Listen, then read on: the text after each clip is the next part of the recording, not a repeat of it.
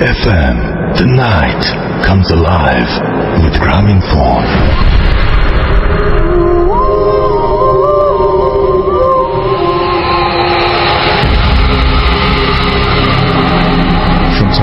সবসময় radio 48.2 FM।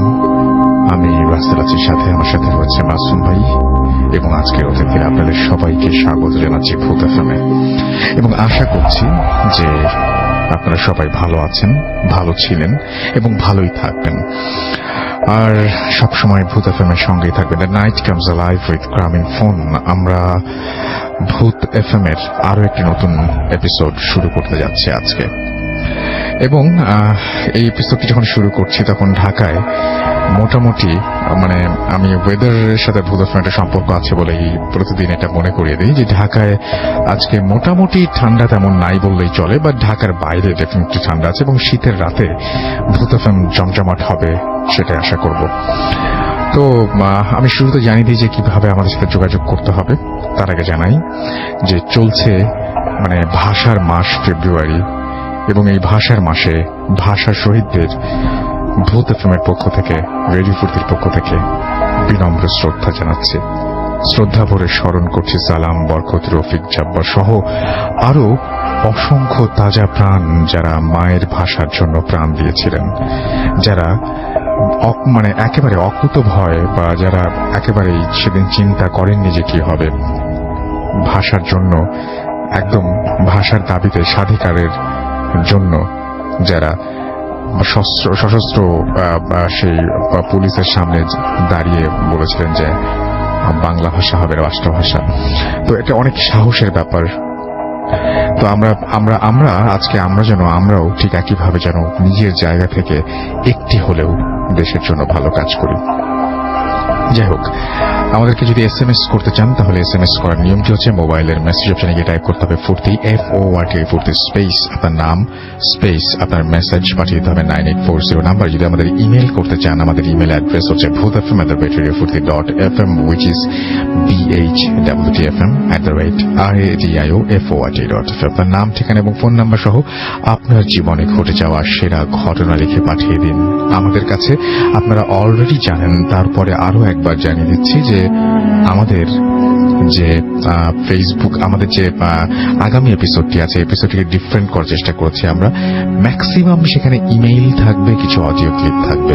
So আপনারা চাইলে পাঠাতে পারেন আগামী সপ্তাহ জুড়ে, এবং তারপরে যারা স্টুডিওতে আসতে চান তারাও আপনাদের ইমেইলগুলো পাঠাতে পারেন। আমরা স্টুডিওতে আপনাদের খুব আনতে চাই, আসলে এটা আমাদের সবচেয়ে ফার্স্ট প্রায়োরিটি। আর আমাদের ফেসবুক পেজে আপনি ভিজিট করতে পারেন। আপনারা দেখেছেন যে আমরা রেগুলার সেটা চেক করি এবং যারা আমাকে ইনবক্স করেন তারা নিশ্চয়ই সেটা টের পান। এবং আমাদের ফেসবুকে চলে আসতে হলে যেটা করতে হবে, চলে আসতে হবে www.facebook.com/bhutfm.russell অথবা www.facebook.com/radio.furti। এছাড়াও আপনি আমাদের RJ Russell টুইটারে আপনি ফলো করতে পারেন। তো আমার নামের স্পেলিংটা হচ্ছে RUSSELL। তো এই হচ্ছে সব নিয়ম কানুন বললাম। এখন আমরা ঘটনায় যাব। আমাদের প্রথম যে ঘটনাটিতে আমরা যাব সেটি আমাদের একজন নতুন অতিথি আজকে প্রথমবারের মতো রেডিও ফুর্তিতে এসেছেন এবং তিনি এসেছেন সাভার থেকে। যখন আমরা ঢাকায় অনেকে পাই না, তখন তিনি সাভার থেকে এসেছেন আমাদের ঘটনা শোনাতে। And thank you very much, thanks for coming. And আমরা এখন আপনার ঘটনা শুনতে চাই। সবার আগে আপনার নামটা প্লিজ একটু বলবেন, তারপর আপনার ঘটনায় যাবো আমরা। ধন্যবাদ রাসেল ভাই। আমি সাভার থেকে এসেছি। আমার নাম শামীম হোসেন সোহান। আমি একটা প্রাইভেট কোম্পানি সিম্ফনিতে জব করতেছি। তো আমি Savar zone sales executive officer হিসেবে জব করতেছি সাভারে। ওকে। তো আমার যেটা ঘটনা ভাইয়া, এটা ঘটছিল 2010 সালের পহেলা বৈশাখের কিছুদিন আগে। আচ্ছা, ঠিক আছে, পয়লা বৈশাখের সময়। সেই সময় এটা আমার নানু বাড়িতে ঘটেছে। এটা বাগেরহাট জেলার ফকিরহাট থানার একটা ঘটনা, আটটাকি গ্রামে। বাকিটা আমি আর বললাম না। তো সেই দিন কি ঘটছে আমি সরাসরি ঘটনায় যাই। Thank you. তো সেদিন যে ঘটছে যে গ্রামে কি হয় যে মেলা হয়, বৈশাখী মেলা হওয়ার সময় ওই গ্রামের স্থানীয়রাই ওই মেলায় স্টল দেয়, বিভিন্ন ধরনের বিভিন্ন জিনিস স্টল দেয়। তো আমি যখন নানু বাড়ি যেতাম তো রাত্রেবেলা মানে চলার জন্য, ঠিক আছে, রাত্রেবেলা চলার জন্য আমাকে কি বলে যে হয় পারিবারিক লোক কেউ অথবা আশেপাশের প্রতিবেশীদের মধ্যে কেউ মানে রাত্রেবেলা যাতে আমি ঘুরে টুরে ঠিক মতো বাসায় পৌঁছাতে পারি সেই কারণে আমার সাথে একজন থাকতো। কিন্তু সেই সময়টা হয়েছে কি সবাই ওই মেলায় ব্যস্ত থাকার কারণে সেদিন আর কেউ ছিল না। আচ্ছা। আমি আমাদের থেকে থেকে জাস্ট গ্রামের বাড়িতে গেছি, সবার সাথে একটু বসতে হয়, একটু কথাবার্তা বলে, যে একজনের দোকান আছে এক মামা, তার দোকানে বসে কথাবার্তা বলে আমি বাড়ির পথে। বাড়ি কি অনেক রাত হয়ে গেছে, তো রাত প্রায় 11:30টার মতো, আর গ্রামের রাত তো বুঝিনি রাসেল ভাই কিরকম। তো আমি বাড়ির পথে রয়েছি। তো আমাদের বাড়িতে যাওয়ার কথাটা আমি বলতেছি যে কিভাবে যেতে হয়, যে মেইন রোড থেকে একটা ইটের সলিং পড়বে।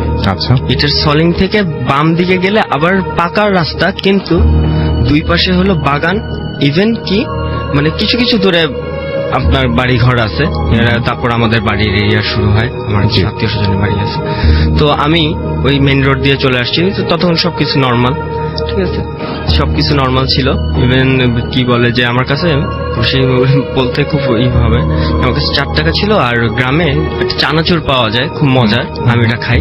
তো আমি 2 প্যাকেট 2 টাকা দামের চানাচুর, মধুবন চানাচুর, এটা আমি কিনে নিলাম। মানে আমি খেতে খেতে তারপর বাসে যাবার, জ্যোৎস্না রাত ছিল এবং রাস্তাটা দেখা যাচ্ছিল। আচ্ছা। তো ওইখানে আমাদের ওই রাস্তাতে গ্রামের মানুষ সচরাচর বলে থাকে যে ওই রাস্তা দিয়ে মানে 2টা জিনিস, একটা হলো 2টা সাপের যাওয়া আসা আছে ওইখানে রাত্রেবেলা, আর হলো এই যে ভয়টা, আচ্ছা, প্যারানর্মাল ভয়টা। তো আমার কাছে টর্চ ছিল না, ঠিক আছে, আমি চানাচুর খেতে খেতে চাঁদের আলোতে দেখে দেখে দেখে দেখে যাচ্ছি। তো যেতে যেতে ওখানে কোনো মানে 3টা জিনিস পড়ে যে রাস্তায় যেতে, 3 রাস্তার মোড় সহ একটা কালভার্ট পড়ে, 3 রাস্তা, এবং তার কিছু দূর গেলেই আপনার একটা পুরানো ব্রিটিশ আমলের পুকুরে, যেটা আমাদের নানু বাড়ি, আমাদেরই পুকুর পড়ে, এবং তারপরে পুকুরের সাথে একটা আমাদের পারিবারিক কবরস্থান, আমার নানুদের কবরস্থানের অপোজিট সাইডে বিশাল একটা বাঁশ বাগান আছে, যেখান থেকে মানুষ আসলে অ্যাকচুয়ালি ভয় পায়। তো এটা অনেক আগে থেকেই শুনে আসতেছি, ছোটবেলা থেকেই। আচ্ছা। তো আমি ওইভাবে পথ ধরে হেঁটে যাচ্ছি, বাসায় যাচ্ছি। তো যখনই আমি ওই 3 রাস্তার মোড়ের কালভার্টের কাছে আসছি, তখন ওই খুলনার ভাষা তো আর ঢাকার ভাষা তো একরকম হবে না, ডেফিনেটলি না। তো আমাকে ওইখানে ওই রকম রাত্রেবেলায় 12টার দিকে আমাকে রাত্রেবেলায় ঠিক ঢাকার ভাষায় আমাকে একজন মানে পেছন থেকে ডাকতেছে, ওই কই যাস। আমি না দাঁড়াই গেছি। তো এখানে কাজল নামে একটা মামা ছিল প্রতিবেশী, তো উনি সবসময় আমাকে পৌঁছায় দিত। আচ্ছা। তো আমি কতক্ষণ দাঁড়াই, কিন্তু ওনারা তো মেলায় ব্যস্ত, আমি এটা জানি, তার স্টল নিয়ে তাদের ব্যস্ত, তার স্টল করতেছে। তো আমি কতক্ষণ দাঁড়ানোর পর আমি বললাম, কে কাজল মামা? তখন কোনো অ্যান্সার আসতেছে না। তো এরপরে যাচ্ছি, যখন আমি পুকুরের কাছাকাছি, এবং একটা কনস্ট্রাকশনের বাড়ি বানাচ্ছিল একজন, ঠিক আছে, রাস্তার অপোজিট সাইডে, মানে পুকুরের অপোজিট সাইডে। তো পুকুরের কাছে যখন আসছি, তখন সেম আরো ভরা করা যে ওই কই যাস, এটা বললে তখন আমি একটু ভয় পেয়ে দাঁড়ায় যাই। 2 ধরনের ভয় পাই।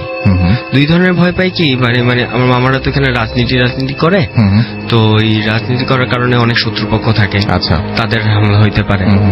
গ্রামে তো জানেনই, আপনার মাথার মধ্যে তখন এই সমস্ত জিনিসগুলা ঘুরতেছে। আর একটা জিনিস ঘুরতেছে, ওই যে ভয়টা, মানে ভয়, মানে 2টা মিলায়, মানে বলবো না কম বেশি, মানে 2টাই আমার কাছে মানে লাগতেছে। তো আমি বেশ অনেকক্ষণ দাঁড়ায় থাকলাম, প্রায় 3-3.5 মিনিট। আচ্ছা। 3.5 মিনিট দাঁড়ায়, চুপচাপ দাঁড়ায় থেকে একটু মানে কয়েক কদম হাঁটলে ওই যে কবরস্থানটা আর ওই বাঁশবাগানের মাঝখানে। এবং আমি একটা জিনিস বলতে ভুলে গেছি, যে আমাদের যে কবরস্থানটা আছে, কবরস্থানের অপোজিটে যে বাঁশবাগানটা, ওইখান থেকে ব্রিজের মতো করে একটা মানে বাঁশ গেছে, যেটা কবরস্থান কিছু। তো আমি যখন কয়েক কদম পার হয়ে যখন আমি আসছি, মানে কবরস্থান মাঝখানে রাস্তা, আমি উপরে বাসটা, আর ওই পাশে হলো বাঁশবাগানটা, ঠিক তখন আমাকে বললো, এই তোরে না বললাম এদিকে আইতে, তুই কই যাস? এইভাবে বললে তখন এই কথাটা কিভাবে আসছে, না পিছন থেকে, না পাশ থেকে, না সামনে থেকে, না ডান সাইড থেকে, মানে চারিদিক থেকে আসলো কথাটা, আওয়াজটা চারিদিক থেকে আসলো। আর কেন যেন আমার মানে চোখটা মানে উপরে চলে গেল।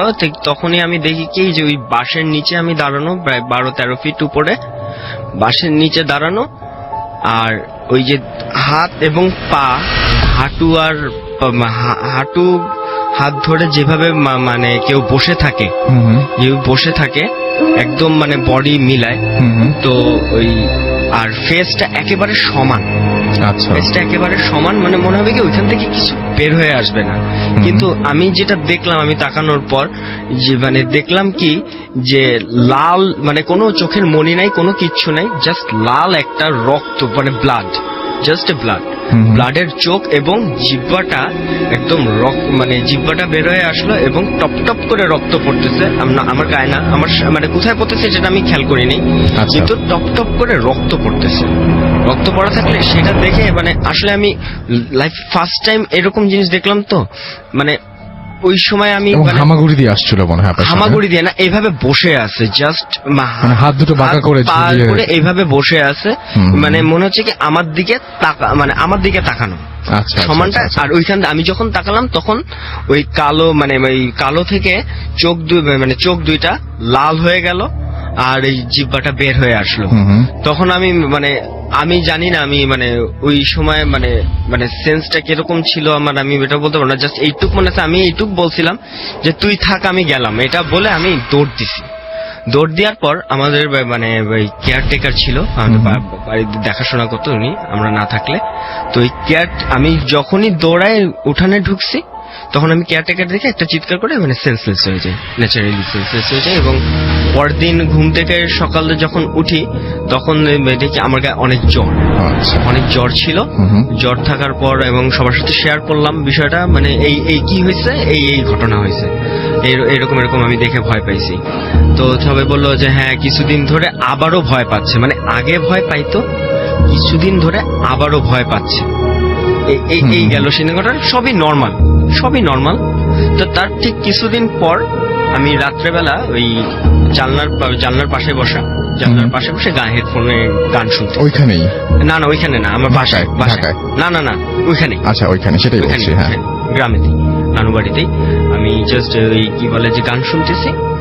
তো এটার ঘটনা হলো ছোটবেলায় যখন আমি যে বলছিলাম যে আমি ঢাকায় ছিলাম, তো ওই হাজারীবাগে, তো এখানে আমার এক দাদি ছিল, উনি মারা গেছে 2002 সালে, আর এই ঘটনাটা বলছি আমি 2010 সালের। তো কেন এটা রিলেটেড আমি এটা বলতে পারবো না, ঠিক আছে। তো আমি বসে গান শুনতেছি, তো আমাদের বাড়ির মানে জানলা দিয়ে উঠানের পরে একটা রাস্তা গেছে, এটা খালের দিক চলে যায়, বাগান দিয়ে খালের দিক চলে যায়।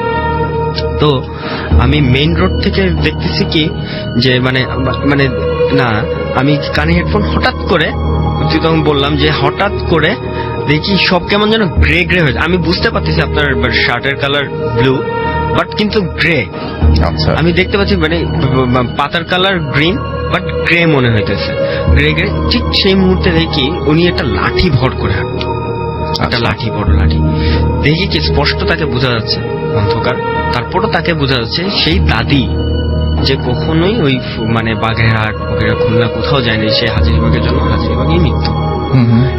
সে ওই ভর দিয়ে ওই মানে খালের দিক চলে গেল, বাগান হয়ে খালের দিক চলে গেল। আমি তাড়াতাড়ি জানলা বন্ধ করে দিয়ে, মানে ওই মুহূর্তে তাড়াতাড়ি জানলা বন্ধ করে দিয়ে আমি জাস্ট শুয়ে পড়লাম। সকালবেলা আমি আম্মুকে বললাম, আম্মু এরকম আমি দেখছি। আম্মু তো বলে অ্যাজ ইউজুয়াল যে এগুলা কিছু না, তুমি এখানে আসছো গ্রামের, তোমার পরিবেশে হচ্ছে না, তুমি ঢাকায় চলে যাও, তোমার পড়াশোনা আছে, তুমি ঢাকায় চলে যাও। আমি ঢাকায় চলে এসে নর্মালি চলতেছিলাম, এমনি পড়াশোনা করা, এদিক যাওয়া, নর্মালি চলতেছিলাম। কিন্তু এটা জাস্ট 1 বছর একটা গ্যাপ গেছে, 1 বছরের ভিতর কিচ্ছু হয়নি, নাথিং, মানে এরকম কোনো কিছুই হয়নি, মানে যেটা মানে আমি নোটিস করব। ঠিক 2012 সালে জাস্ট ফ্যামিলির সাথে একটা কথা কাটাকাটি নিয়ে আমি বের হয়ে যাই বাসা থেকে। বের হয়ে যাওয়ার পর আমি আর কি বলে যে আমি আমার এক বড় ভাইয়ের বাসায় যে থাকি, তাদের বাসাটা অনেক পুরানো, অনেক পুরানো, এই মানে এটা হাজারীবাগে, অনেক পুরানো, পাবেল ভাই। তো পাভেল ভাইয়ের বাসায় যে থাকি, তো অনেক কাছে শুনি পাভেল ভাই আবার একটু মানে চিকির করতো, অনেক কিছু চিকির করতো। তো পাভেল ভাইয়ের মুখে শুনতাম, আরো কয়েকজনের মুখে শুনতাম যে তাদের বাসায় অনেক পুরানো কিছু গাছ গাছালি আছে, মানে গাছের বাড়ি বলতো। তো গাছের বাড়ি আছে, তো ওই কি বলে যে ওখানে অনেক কিছু অনেকে দেখে। আন্টি বলে মানে তার মা, আমার পাভেল ভাইয়ের মা, উনি দেখছে, বাপের বড় ভাবি দেখছে। তো যেটা আমি দেখছি যে একদিন দেখি কি যে ওই মশারি টাঙায় ঘুমায় আছি, পুরানো বাড়ি যেহেতু মশারির উপরটা একটু বেশি, গাছপালা আছে, তো ঘুমায় আছি, তো মশারি টাঙানো। তো দেখলাম মানে হঠাৎ করে মানে ঘুম ভাঙছে। ঘুম ভাঙার পর আমি দেখি কি যে খাটো, পেটটা অনেক বড়, মানে মানে বলবো কি একদম খাটো কিন্তু পেটটা অনেক বড়, মাথাটাও মানে মাথাটা পেটের থেকে আরো বড়, এরকম। মানে যে আন্টি আছে, আন্টির রুমে ঘুরতেছে। আচ্ছা, আমি এখান থেকে পুরানো বাড়ি তো মানে উকি দিলেই দেখা যাচ্ছে এরকম ঘুরতেছে। তখন আমি পাভেল ভাইয়ের মানে পাভেল ভাই দেখেন ওইটা কি, পাভেল তো ঘুম, পাভেল ভাই দেখেন ওইটা কি। তো পাভেল ভাই না হাসতেছে, হাসতে হাসতে বলতেছে কি যে এরকম কিছু না, আমাদের বাসায় থাকলে এরকম অনেক কিছুই দেখা যায়। তখন আমি যে পুরনো এগুলো তাকে বলি নাই, শেয়ার করলাম, হইতে পারে অনেক কিছু, কিন্তু আমাদের বাসায় থাকলে এরকম অনেক কিছুই দেখা যায়, এটা পুরানো আমলের বাড়ি, ঠিক আছে, আমাদের বাসায় এরকম অনেক কিছুই ঘটনা ঘটে, এরকম দেখা যায়। তা গেল ওইখানে ওই রকম এভাবে চলে গেল, ওইখানে থাকলাম। এরপর আর কিছু দেখলাম না। আরেকদিন যেটা হয়, আমি ওখান থেকে চলে আসলাম, একটা ম্যাচ ভাড়া করে চলে আসলাম। ম্যাচ ভাড়া করে চলে আসার পর ওই কি বলে যে ম্যাচে তা আমরা 3 জন ছিলাম, ম্যাচে আমরা 3 জন ছিলাম। তো 3 জনের মধ্যে একজনের নাম ছিল সুমন। তো সে আমাদের রান্না বান্নার বিষয়টা দেখতো, আমরা কেউ রান্না করতে পারতাম না, সে আমাদের রান্না বান্নার বিষয়টা দেখতো। তো সে হঠাৎ করে একদিন একদম নাই, তার বাড়ি ছিল বরিশাল। তো ওই বরিশালে আমরা এই কন্ট্যাক্ট করলাম যে আচ্ছা হঠাৎ করে সুমন বাজারে গেছে, কেন নাই, মানে বেশ কয়েকদিন পর, 4-5 দিন পর। তখন আমরা বললাম যে সুমন তো 2 বছর আগে মারাই গেছে। আচ্ছা, আমরা আপনার ঘটনা বাকিগুলো আরো শুনবো। একটা মানে এখনো নিশ্চয়ই অনেক প্রবলেম হচ্ছে, and thank you very much আপনার স্টোরিগুলো। এবং সেটা যদি আপনার সেই রাতের কথা যদি মনে করা যায়, আপনি যে ভিজুয়ালের কথা বললেন, যে ভদ্রলোকের কথা বললেন, বা ভদ্রলোক বা অশরী যে যাই বলি না কেন, যার কথা বললেন, তার কথা যদি কেউ কল্পনা করেন, তাহলে একটা অদ্ভুত শীর্ষের একটা অনুভূতি যে কারোরই হবে। আবার ঠিক একই সাথে আপনি যে ঘটনাটা বললেন যে পরবর্তীতে আপনি একজন লোককে দেখেছেন যে লোকটির পেটটা অনেক বড়, মাথাটা আরো বড়, সেটাও যদি কেউ কল্পনা করেন তাহলে সেটাতেও ভয় পেতে হবে। আমি এখন একটা ঘটনা আপনাদের শোনাতে চাই, যে ঘটনাটি আমাদের একজন পাঠিয়েছিলেন, তিনি আজকে আসতে পারেননি। তো আমরা খুব চেয়েছিলাম যে তিনি আসেন, কিন্তু তার চাকরির কারণেই তিনি এখানে উপস্থিত হতে পারেনি, জানিয়ে দিয়েছেন। তো আমরা তার ঘটনাটা একটু পড়ে শোনাতে চাই। তো উনি যেভাবে লিখছেন আমি সেভাবে পড়ছি। রাসেল ভাই, আসসালামু আলাইকুম। জানতে চাইব না কেমন আছেন, কারণ আপনি সবসময় ভালোর তালে। আমার নাম আব্দুস সালাম। আমি গাজীপুরে একটা কোম্পানিতে আইটি অফিসার হিসেবে কাজ করছি। আমার বাড়ি ঝিনাইদহ জেলার শৈলকুপা থানায়। আমি এবং আমার স্ত্রী দুজনেই ভূত এফএমের বড় ফ্যান। আজ সবার সাথে আমার স্ত্রী এবং আমার শ্বশুরের সাথে ঘটে যাওয়া একটা ঘটনা শেয়ার করব। সমস্যার কারণে স্টুডিওতে আসতে পারবো না, তাই ভালো লাগলে সবার সাথে শেয়ার করার অনুরোধ রইল। এই ঘটনাটি আমার স্ত্রী আমাকে বলেছেন। ঘটনাটি প্রায় 17 থেকে 18 বছর আগে। আমার স্ত্রীর বয়স তখন আনুমানিক 5-6 বছর। আমার শ্বশুরের খালা মারা যাওয়ার কারণে আমার শ্বশুর, শাশুড়ি এবং আমার স্ত্রী রওনা হয় আমার শ্বশুরের খালার বাড়ির দিকে। আমার শ্বশুরের খালার বাড়ি আমার শ্বশুর বাড়ি থেকে 5-6 কিলোমিটার দূরে। তখন ছিল বর্ষাকাল। আমার শ্বশুর একটা বাইসাইকেলে এবং আমার শাশুড়ি এবং আমার স্ত্রী ভ্যানে করে যায়। সেখানে পৌঁছানোর পরে গোসল, জানাজা নামাজ পড়াতে আসরের আজান পড়ে যায়। তারপর কবরস্থানে নেওয়া হয় লাশটিকে। একটু কবরস্থানের বর্ণনা দেই। কবরস্থানটি ছিল অনেক পুরাতন। কবরস্থানের আশেপাশে কোনো বাড়িঘর ছিল না। কবরস্থানটির কোনো দেয়াল বা সীমানা বা কোনো গেট ছিল না, কারণ কবর কোনটা ঠিক মতো কার কবর কোনটা সেটাও ঠিক মতো বোঝা যেত না। গ্রামের একটা কর্নারে কবরস্থানটি ছিল। বর্ষাকাল হওয়ার কারণে কবরস্থানটিতে হালকা পানি উঠে যায়। কবর খোঁড়ার সময় অনেক কষ্টে কবর খোঁড়া হয়, কারণ পানি উঠে যাচ্ছিল বারবার। লাশটি কবরস্থানে নেয়ার সময় আমার স্ত্রী, কবরস্থানে বর্ষাকাল হওয়ায় কবরস্থানটিতে হালকা পানি উঠে যায়। কবর খোঁড়ার সময় অনেক কষ্ট হচ্ছিল এবং কবর খোঁড়া হয় অনেক কষ্টে কবর খোঁড়া হয়, কারণ পানি উঠে যাচ্ছিল।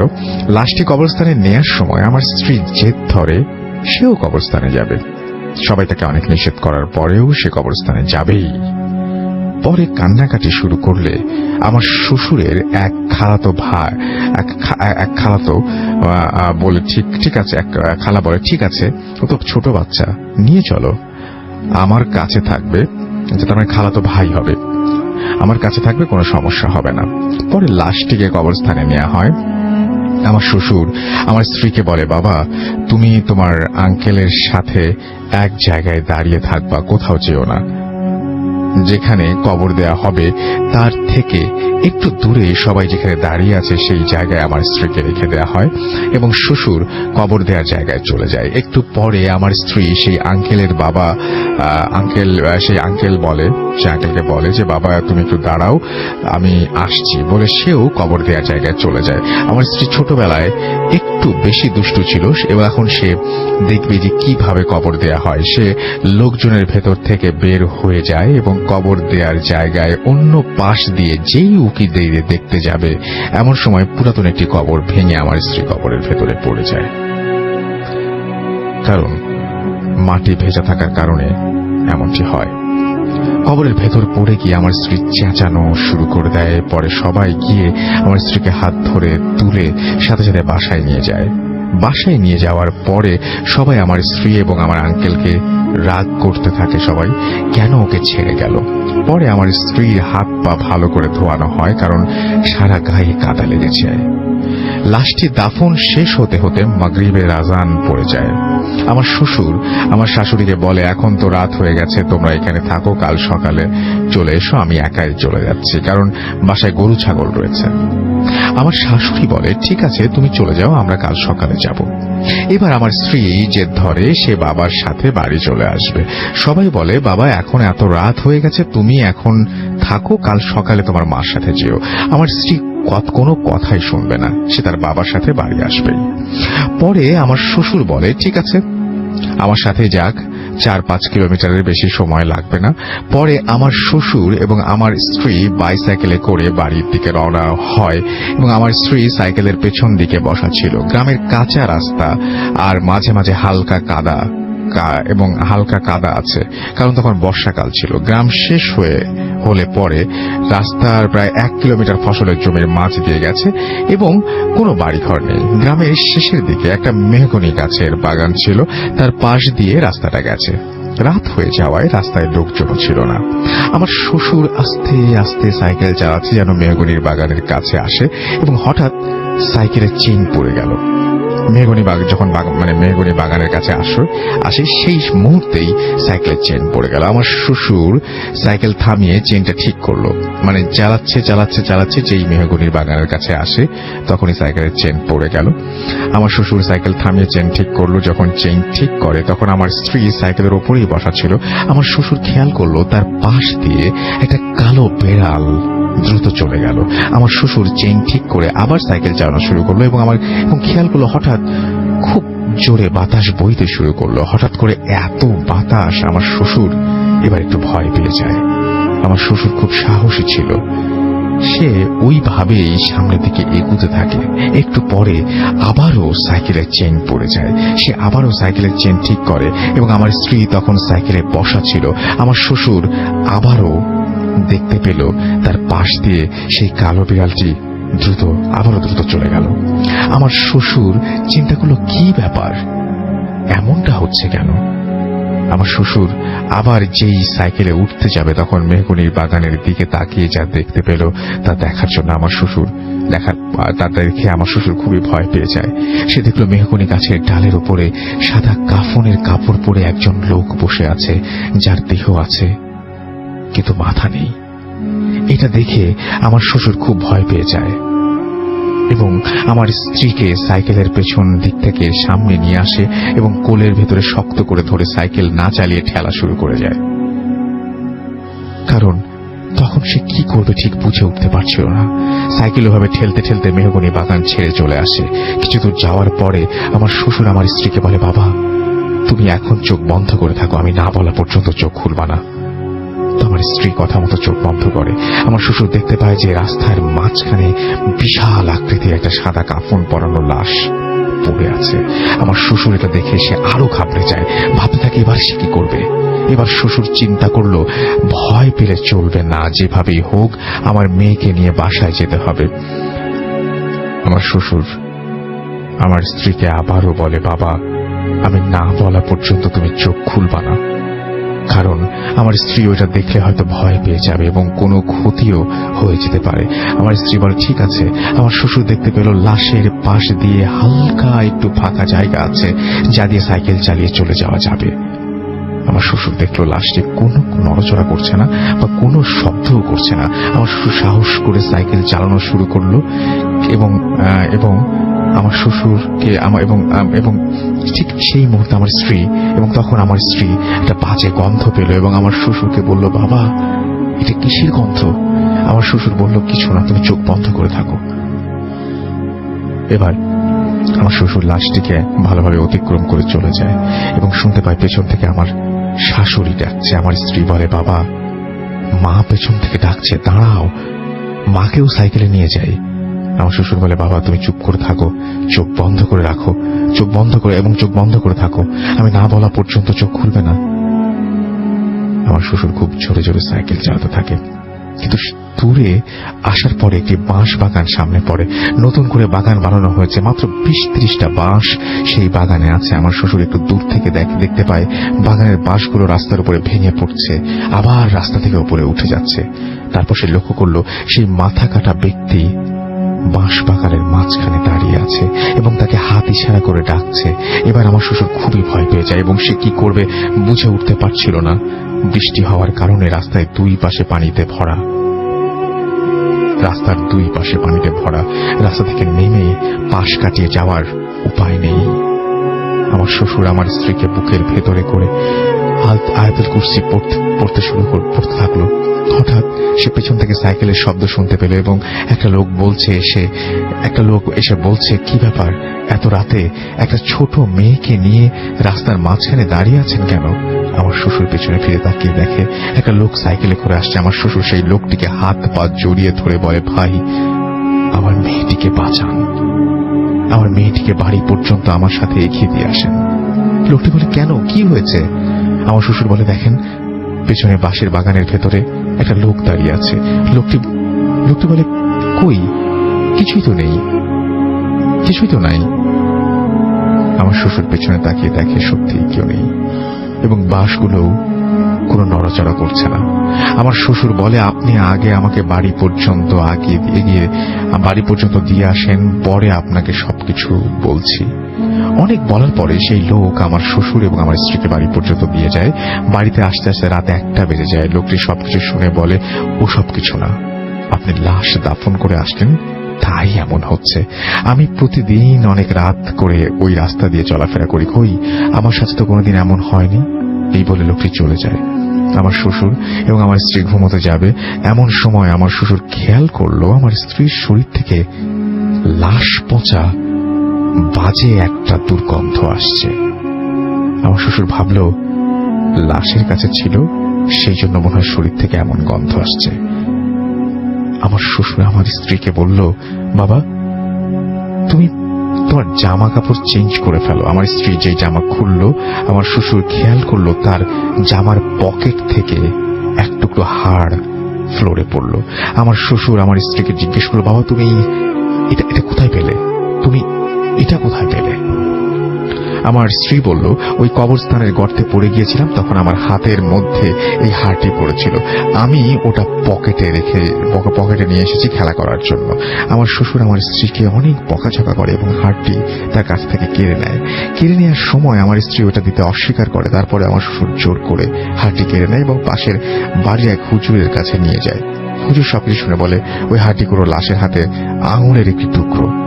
এই হারটি নিয়ে আসার জন্য রাস্তায় তাদের সাথে ওই ঘটনাগুলো ঘটে। হুজুর আরো বলে, যখন সাইকেলের চেইন তুলছিল তখন যদি আপনি আপনার মেয়ে সাইকেলে বসা না থাকতো তাহলে তার ক্ষতি হতো, এবং তার চোখ যদি বন্ধ না করা থাকতো তাহলে তার মাথা কাটা ব্যক্তি দেখে সে ভয় পেত এবং তার ক্ষতি হতো। হুজুর আমার স্ত্রীকে পানি পড়া দেয় এবং হারটি নিজের কাছে রেখে দেয়। হুজুর আরো বলেন, আমার স্ত্রীকে যেন তার খালার বাড়ি আর বেশি না নেওয়া হয় এবং গেলেও যেন রাত্রে কোথাও বের না হয়। তার পরের দিন রাত্রে আমার শ্বশুর স্বপ্নে দেখেন সেই মাথা কাটা ব্যক্তিটি আমার শ্বশুরের খালার কবরের পাশের কবরের ওপরে দাঁড়িয়ে আছে এবং যেই কবরের ভেতরে আমার স্ত্রী পড়ে গিয়েছিল। এরপরে কোনো অসুবিধা হয়নি। রাসেল ভাই, এটাই ছিল আমার ঘটনা। আমার স্ত্রীর কাছে আরো ভালো ভালো কিছু ঘটনা আছে, সেগুলো আপনাদের সাথে পরে শেয়ার করব। এটা লিখেছেন আব্দুল সালাম এবং তিনি এই ঘটনাটি পাঠিয়েছেন গাজীপুর থেকে। একটা আইটি অফিসার হিসেবে কাজ করছেন একটা কোম্পানিতে। Thank you very much for the beautiful story, and আশা করছি যে আপনি বাকি স্টোরিগুলো যত তাড়াতাড়ি সম্ভব আমাদেরকে পাঠিয়ে দেবেন। Thank you. আমরা চলে যাব একটা ছোট্ট বিরতিতে। বিরতির পরে আবারও ফিরে আসবো কিছুক্ষণের মধ্যে, এবং আমাদের সঙ্গেই থাকুন। স্টে টিউন টু রেডিও ফুর্তি এন্ড ডোন্ট স্টপ দ্য ফুর্তি। Welcome back. শুনছেন সবসময় রেডিও ফুর্তি 80.2 FM। আমি রাসেল আছি সাথে, আমার সাথে রয়েছে মাসুম, এবং আজকের অতিথিরা আপনাদের সবাইকে স্বাগত জানাচ্ছি ফুর্তি এফএমে। আমাদের যদি SMS করতে চান, SMS করার নিয়মটি হচ্ছে মোবাইলের মেসেজ অপশনে টাইপ করুন ফুর্তি, FORT, ফুর্তি স্পেস আপনার নাম স্পেস আপনার মেসেজ পাঠিয়ে দিতে হবে 9840 নাম্বার। যদি আমাদের ইমেইল করতে চান, আমাদের ইমেইল অ্যাড্রেস হচ্ছে bhutfm@radiofurti.fm, which is bhutfm@radiofurti.fm। আপনার নাম, ঠিকানা এবং ফোন নাম্বার সহ আপনার জীবনে ঘটে যাওয়া বা আপনার জানা সেরা ঘটনা লিখে পাঠিয়ে দিন আমাদের কাছে। ঘটনার শুরুতে অবশ্যই উল্লেখ করুন যে ঘটনাটি আপনি স্টুডিওতে এসে শেয়ার করতে চান, নাকি আপনি চান আপনার ঘটনা আমরা পড়ে শোনাই। আর যারা দেশের বাইরে আছেন তারা সরাসরি অডিও ক্লিপ পাঠিয়ে দিতে পারেন আমাদেরকে। এবং অবশ্যই আমাদের ফেসবুক পেজ ভিজিট করতে ভুলবেন না, www.facebook.com/bhutfm.russell and www.facebook.com/radio.furti। এবং আমাদেরকে টুইট করতে পারেন আমাদের RJ রাসেল পেজে গিয়ে। RJ রাসেল এই পেজে গিয়ে আপনি অবশ্যই সেখানে গিয়ে আপনি দেখতে পারেন আমাদের আজকের ভূতাত্মার পোস্ট, এবং সেখানে যে আপনি আপনার কথা জানাতে পারেন। তো যাই হোক, আমি দেখতে পাচ্ছি যে আমরা চলে যাব এখন আমাদের ঘটনায়, এবং আমাদের সঙ্গে রয়েছেন আমাদের হাফেজ মঈনুদ্দিন সাহেব, এবং তিনি রিসেন্টলি একটা ঘটনা তিনি একটা জিনিস এক্সপিরিয়েন্স করেছেন খুব রিসেন্টলি, সেটা তিনি আজকে আমাদের সঙ্গে শেয়ার করবেন। তো আপনাকে স্বাগত জানাচ্ছি ভূত এফএমে। শুনি আপনি রিসেন্টলি কি এক্সপিরিয়েন্স করেছেন। আসসালামু আলাইকুম। আমি কিছুদিন আগে, বেশ কয়েকদিন আগে, আজিমপুর কবরস্থানে এশার নামাজ পড়ে খুব ভেতর নির্জন স্থানে বসে তাসবিহ পড়তেছিলাম এবং মন থেকে বলতেছিলাম, জিন হোক অথবা কোন আল্লাহ তাআলার নেক বান্দা, সৎ বান্দা হোক, আমাকে যদি এসে কেউ একটা আমল বলে দিত যে ভালো উদ্দেশ্য হাসিল হওয়ার জন্য কোন আমলটা প্রয়োজন পড়ে, সেটা যদি আমি জানতে পারতাম আমার জন্য খুব ভালো হতো। আপনি কি মাঝে মাঝে কবরস্থানে যান এবং দোয়া করেন সবার জন্য? আমার সময় বেশি কাটে আজিমপুর কবরস্থানে। আচ্ছা। আমি আজিমপুর কবরস্থানে সে রাত্রিতে চোখ বন্ধ করে তাসবিহ পড়তেছিলাম। সেই মুহূর্তে যখন এই মনের ভিতরে নিয়তটা করতেছিলাম, তো হঠাৎ করে আমার শরীর খুব হালকা হয়ে গেছে আর পুরো ঠান্ডা হয়ে গেল। তখন আমি নিজেকে একটু তাজা করলাম, ঝাড়া মারলাম। তখন আমি আমার সামনে দেখি একটা বাক্সের মধ্যে ছোট বাচ্চা, শিশু বাচ্চার একটা লাশ। তখন আমি লোক খোঁজা শুরু করলাম যে লাশটা কে রেখে গেল এখানে, কাউকে তো দেখতেছি না, লোক কোথায়। তখন ভাবলাম হয়তো কবর যিনি খোদাই করে ওনাকে হয়তো ডাকতে গেছে, এটা রেখে গেছে। আমি সেখান থেকে উঠে দাঁড়ালাম, দাঁড়িয়ে সামনে হাঁটা শুরু করলাম। যখন সামনে বেশ দূরে খানিক চলে গেছি, ওই সময়তে সে বাক্সটা পড়ে গেল। আমি আবার মনে আঘাত নিলাম যে লাশটা পড়ে গেল, বাচ্চা, ছোট্ট একটা শিশু বাচ্চা লাশ কিভাবে পড়লো। সেটা তুলতে গেছি, যখন তুলবো সেই মুহূর্তে আমার সামনে একজন বৃদ্ধ লোক আসে। বৃদ্ধ লোক এসে তার বাম হাত আমার পিঠের উপরে রাখে, আর এক হাত দিয়ে সে ইশারা করে তুলতে না বলতেছে। আচ্ছা, উনি মুখ দিয়ে কিছু বলেননি, মুখে কিছু না বলে উনি হাত দিয়ে ইশারা করে দিতেছে যে তুলবা না। আমি না তুলে দাঁড়িয়ে তার সাথে মুসাফা করলাম, সালাম দিলাম। উনি সালাম উত্তর নিয়ে উনি নিষেধ করলেন যেটা তুলবা না। তখন সে ওই মুহূর্তে আমার মনের কথাটা যেটা আমি মনত করে বলছিলাম, উনি আমাকে সেই শিখিয়ে দিতেছেন কি করতে হবে। মানুষের মনে ভালো মনের মাকসুদ উদ্দেশ্য করতে হলে কি করতে হবে, প্রথমে বিসমিল্লাহির রহমানির সেটা আমরা যাব না, আমরা বলছি কিছু করতে হবে, সেটা আপনাকে শিখিয়ে দিয়েছে, শিখিয়ে দিল।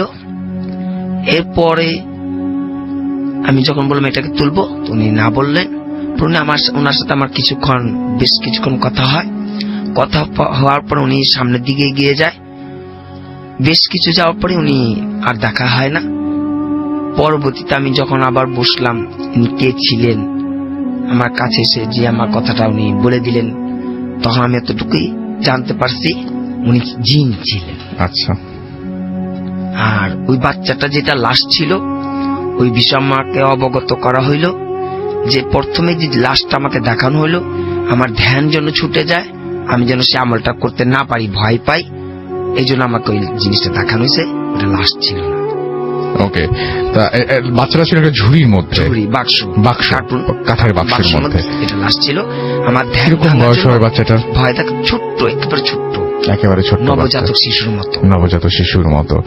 তো আপনারা নিশ্চয়ই এটা আপনারা নিশ্চয়ই ভাবতে পাচ্ছেন, আমরা আমাদের পরবর্তী অতিথির কাছে যাব, কিন্তু আপনারা নিশ্চয়ই ভাবতে পাচ্ছেন যে সেই দৃশ্যটা কেমন হতে পারে। সেই দৃশ্যটা আপনারা যদি কল্পনা করেন তাহলে কেমন লাগে আমাকে একটু জানাতে পারেন চাইলে। এবং আপনারা যেটা করবেন সেটা হচ্ছে আমাকে অবশ্যই SMS করে হোক আর এখানে ফেসবুকে হোক আপনারা জানাবেন। ভূত FM আমাদেরকে লিখেছেন, দেখতে পাচ্ছি জয় আহমেদ ভাই, আমি আছি, থ্যাংক ইউ ভেরি মাচ আমাদের সঙ্গে থাকার জন্য। তাসনিম আহমেদ লিখেছেন যে মাগুরা থেকে তাসনিম, ইমরান এবং আনুষ্কা সাথে আছেন। এবং আমাদের ভূত FM করার সঙ্গে সঙ্গে আমি সবসময় মনে হয় যে আমি ইদানিং বেশ কয়েকটা উইক ধরে আমার মনে হচ্ছে, এটা শুনলে অনেকে হাসতে পারেন, বাট দিস ইজ ট্রু, মানে এটা আমার একদম আমি ফিল করি, আই ক্যান ফিল ইট, যে আমার মনে হয় যে আমার স্টুডিওর জাস্ট পাশেই কেউ একজন দাঁড়িয়ে আছেন। এবং আমার কয়েকদিন ধরে এটা খুব ফিল করি আমি, যে আমি জাস্ট মনে হয় যে তাকালে কিছু দেখা যায় না, বাট আমি ফিল করি, এরকম একটা ফিলিং হয় আমার যে someone is listening to me, এবং সে দাঁড়িয়ে আছেন ঠিক আমার দরজার জাস্ট ওই পাশে। যাই হোক, আমাদের সঙ্গে আমরা প্রথম অতিথির কাছে যাচ্ছি। আপনি বলছেন রিসেন্ট একটা ঘটনা আপনার সাথে ঘটেছে মনে হয় না, সেই ঘটনাটা আমরা একটু শুনে ফেলি। থ্যাংক ইউ রাসেল ভাই, ইটস সোহান এগেইন। রিসেন্ট যে ঘটনাটা, এটা কিছুদিন আগে আমার বাসাটা হলো জাস্ট এলাকার নামটা বলি, যে আমিন বাজারের পর বলিয়াপুর নামে একটা জায়গা আছে, যেটা ঢাকা এবং সাভারের মাঝখানে পড়ে, আর একটু গ্রাম্য এরিয়া, এলাকাটা একটু গ্রাম্য এরিয়া বাট আধুনিক। আচ্ছা, ওকে। তো ওইখান থেকে আশেপাশে গ্রাম্য পরিবেশ যেহেতু, তো রাত্রেবেলা সেদিন আমি সরাসরি ঘটনায় আসি। তো রাত্রেবেলা ঘুমাই তো পড়ছি, অনেক কিছুর অফিসের টেনশন আছে, অনেক কিছু স্ট্রেস আছে, তো এগুলা নিয়ে টেনশনে ঘুমায় পড়ছি। তো আমার ওয়াইফও ঘুম, আমিও ঘুম, কিন্তু হঠাৎ করে আমার ঘুমটা না ভেঙে গেল, কিন্তু চোখ খুলে নেই। ঘুমটা মনে হচ্ছে কি আমার ঘুমটা ভেঙে গেছে, আমি ঘুমের মতো মনে করছি ঘুমটা ভেঙে গেছে, কিন্তু চোখ খুলে নাই, কিন্তু মনে হচ্ছে কি কেউ যেন আমাকে দেখতেছে, কেউ যেন আমাকে দেখতেছে। মনে হচ্ছে এরকম হইতে পারে যে আমার ওয়াইফ উঠে আমি দেখতেছে, অথবা জ্বর আসছে কিনা, যদি উঠি ওটা ওইরকম হইল। জাস্ট আমি চোখটা খুললাম, খালি দেখলাম যে হোয়াইট দেখে, ব্ল্যাক দেখে, এরকম সেই বডি দেখে, শেপ দেখে। আমি দেখলাম একদম টোটালি পার্পল কালারের আলখাল্লা পড়া একটা শেপ। জাস্ট আমি চোখটা খুললাম এবং 2-3 সেকেন্ডের মধ্যে শেপটা চলে গেল। Purple shade. পার্পল, একদম পার্পল কালার। আচ্ছা মানে পার্পল কালার মনে হচ্ছে কি ধোয়া, আচ্ছা আচ্ছা আচ্ছা। মানুষের ধোয়া আলখাল্লা পড়া, ঠিক আছে। তো পা বোঝা যাচ্ছে না, মাথা বোঝা যাচ্ছে না, মানে এগুলো আসলে ইন্ডিভিজুয়ালি বলা যাবে না যে বোঝা যাচ্ছে কি বোঝা, কিন্তু মনে হচ্ছে যে ধোয়া ধোয়া একটা ব্যাপার, ধোয়া ধোয়া একটা ব্যাপার। জাস্ট চলে গেল। আচ্ছা। কিছুদিন আগে তো শীত ছিল, কিছুদিন আগে শীত ছিল, শীতের ভিতর আমার ওয়াইফ, তখন আমি উঠে বসছি তো বলতেছে যে মানে ঘুমে ঘুমে বলতেছে যে তুমি উঠছো কেন, অসুস্থ নাকি? মানে আমার খুব গরম লাগতেছে। পরে দেখি কি আমারও খুব গরম লাগতেছে, আমার মাথাটাতে ঘেমে গেছে, খুব গরম লাগতেছে। তো আচ্ছা ঠিক আছে, আমি ফ্যান ছেড়ে দিচ্ছি, তারপর ঘুম কি তুমি শুয়ে পড়ো, বলি কি না আমি কিছুক্ষণ পরে শুবো, আমি কিছু কাজ করতেছি, আমি কিছুক্ষণ পরে শুবো, তুমি ঘুমাবো।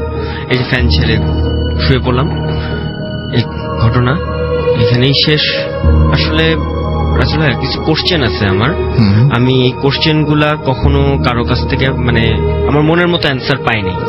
যেমন মনে করেন যে মসজিদের কোনো মাওলানা সাহেব, কোনো মুরব্বী, তো মানে আমি শুনছি যে যারাই মানে নাম ভালো দিকে চলে, নামাজ কালাম পড়ে, ঠিক আছে, চুপচাপ থাকে, একটু অন্য প্যাটার্নের হয়, ঠিক আছে, তাদের কাছে এই আধ্যাত্মিক অথবা প্যারানর্মাল সাইডটা তাদের কাছে কন্ট্যাক্ট করার অথবা যেভাবেই হোক দেখার চেষ্টা করে, দেখানোর চেষ্টা করে। কিন্তু আমি নর্মালি ছিলাম, যখন খেলার সময় খেলতাম, খাওয়ার সময় খাইতাম, কিন্তু আমার কাছে এইগুলা আসতেছে মানে একেবারে না, ভেঙে ভেঙে ভেঙে ভেঙে আসতেছে। আপনি কি ভয় পান, মানে আপনার কি ভয় লাগে নাকি আপনার মানে জিনিসটাকে পুরো রহস্যজনক মনে হয়? ফার্স্ট টাইম আমার রহস্যজনক মনে হয়েছিল। এই যে আপনি কি চান যে আপনি এক্সপেরিয়েন্স গুলো করেই যান, নাকি আপনি চান যে না আমি এখন মানে এখন আর মানে এখন অনেকটা কম, বাট আমি এখন আর চাই না যে আমি এক্সপেরিয়েন্স করি, আমি কিন্তু চাই না, তারপরও কিন্তু হয়ে যাচ্ছে অদ্ভুত ভাবে হয়ে যাচ্ছে। ওকে, থ্যাংক ইউ ভেরি মাচ আপনার ঘটনার জন্য আপনাকে অনেক ধন্যবাদ। আপনারা যারা SMS করছেন আমাদেরকে SMS করুন, মোবাইলের মেসেজ অপশনে টাইপ করুন ফুর্তি FORTI ফুর্তি স্পেস আপনার নাম স্পেস আপনার মেসেজ পাঠিয়ে দিন 9840 নাম্বারে। আমাদেরকে ইমেইল করতে চাইলে আমাদের ইমেইল অ্যাড্রেস হচ্ছে bhutfm@radiofurti.fm which is BHWTFM@RADIOFORT.FM। আপনার নাম, ঠিকানা এবং ফোন নাম্বার সহ আপনার জীবনে ঘটে যাওয়া বা আপনার জানা সেরা ঘটনা লিখে পাঠিয়ে দিন আমাদের কাছে। ঘটনার শুরুতে অবশ্যই উল্লেখ করুন যে ঘটনাটি আপনি স্টুডিওতে এসে শেয়ার করতে চান, নাকি আপনি চান আপনার ঘটনা আমরা পড়ে শোনাই। Zahid. Bhoot FM, the night comes alive with Grameenphone.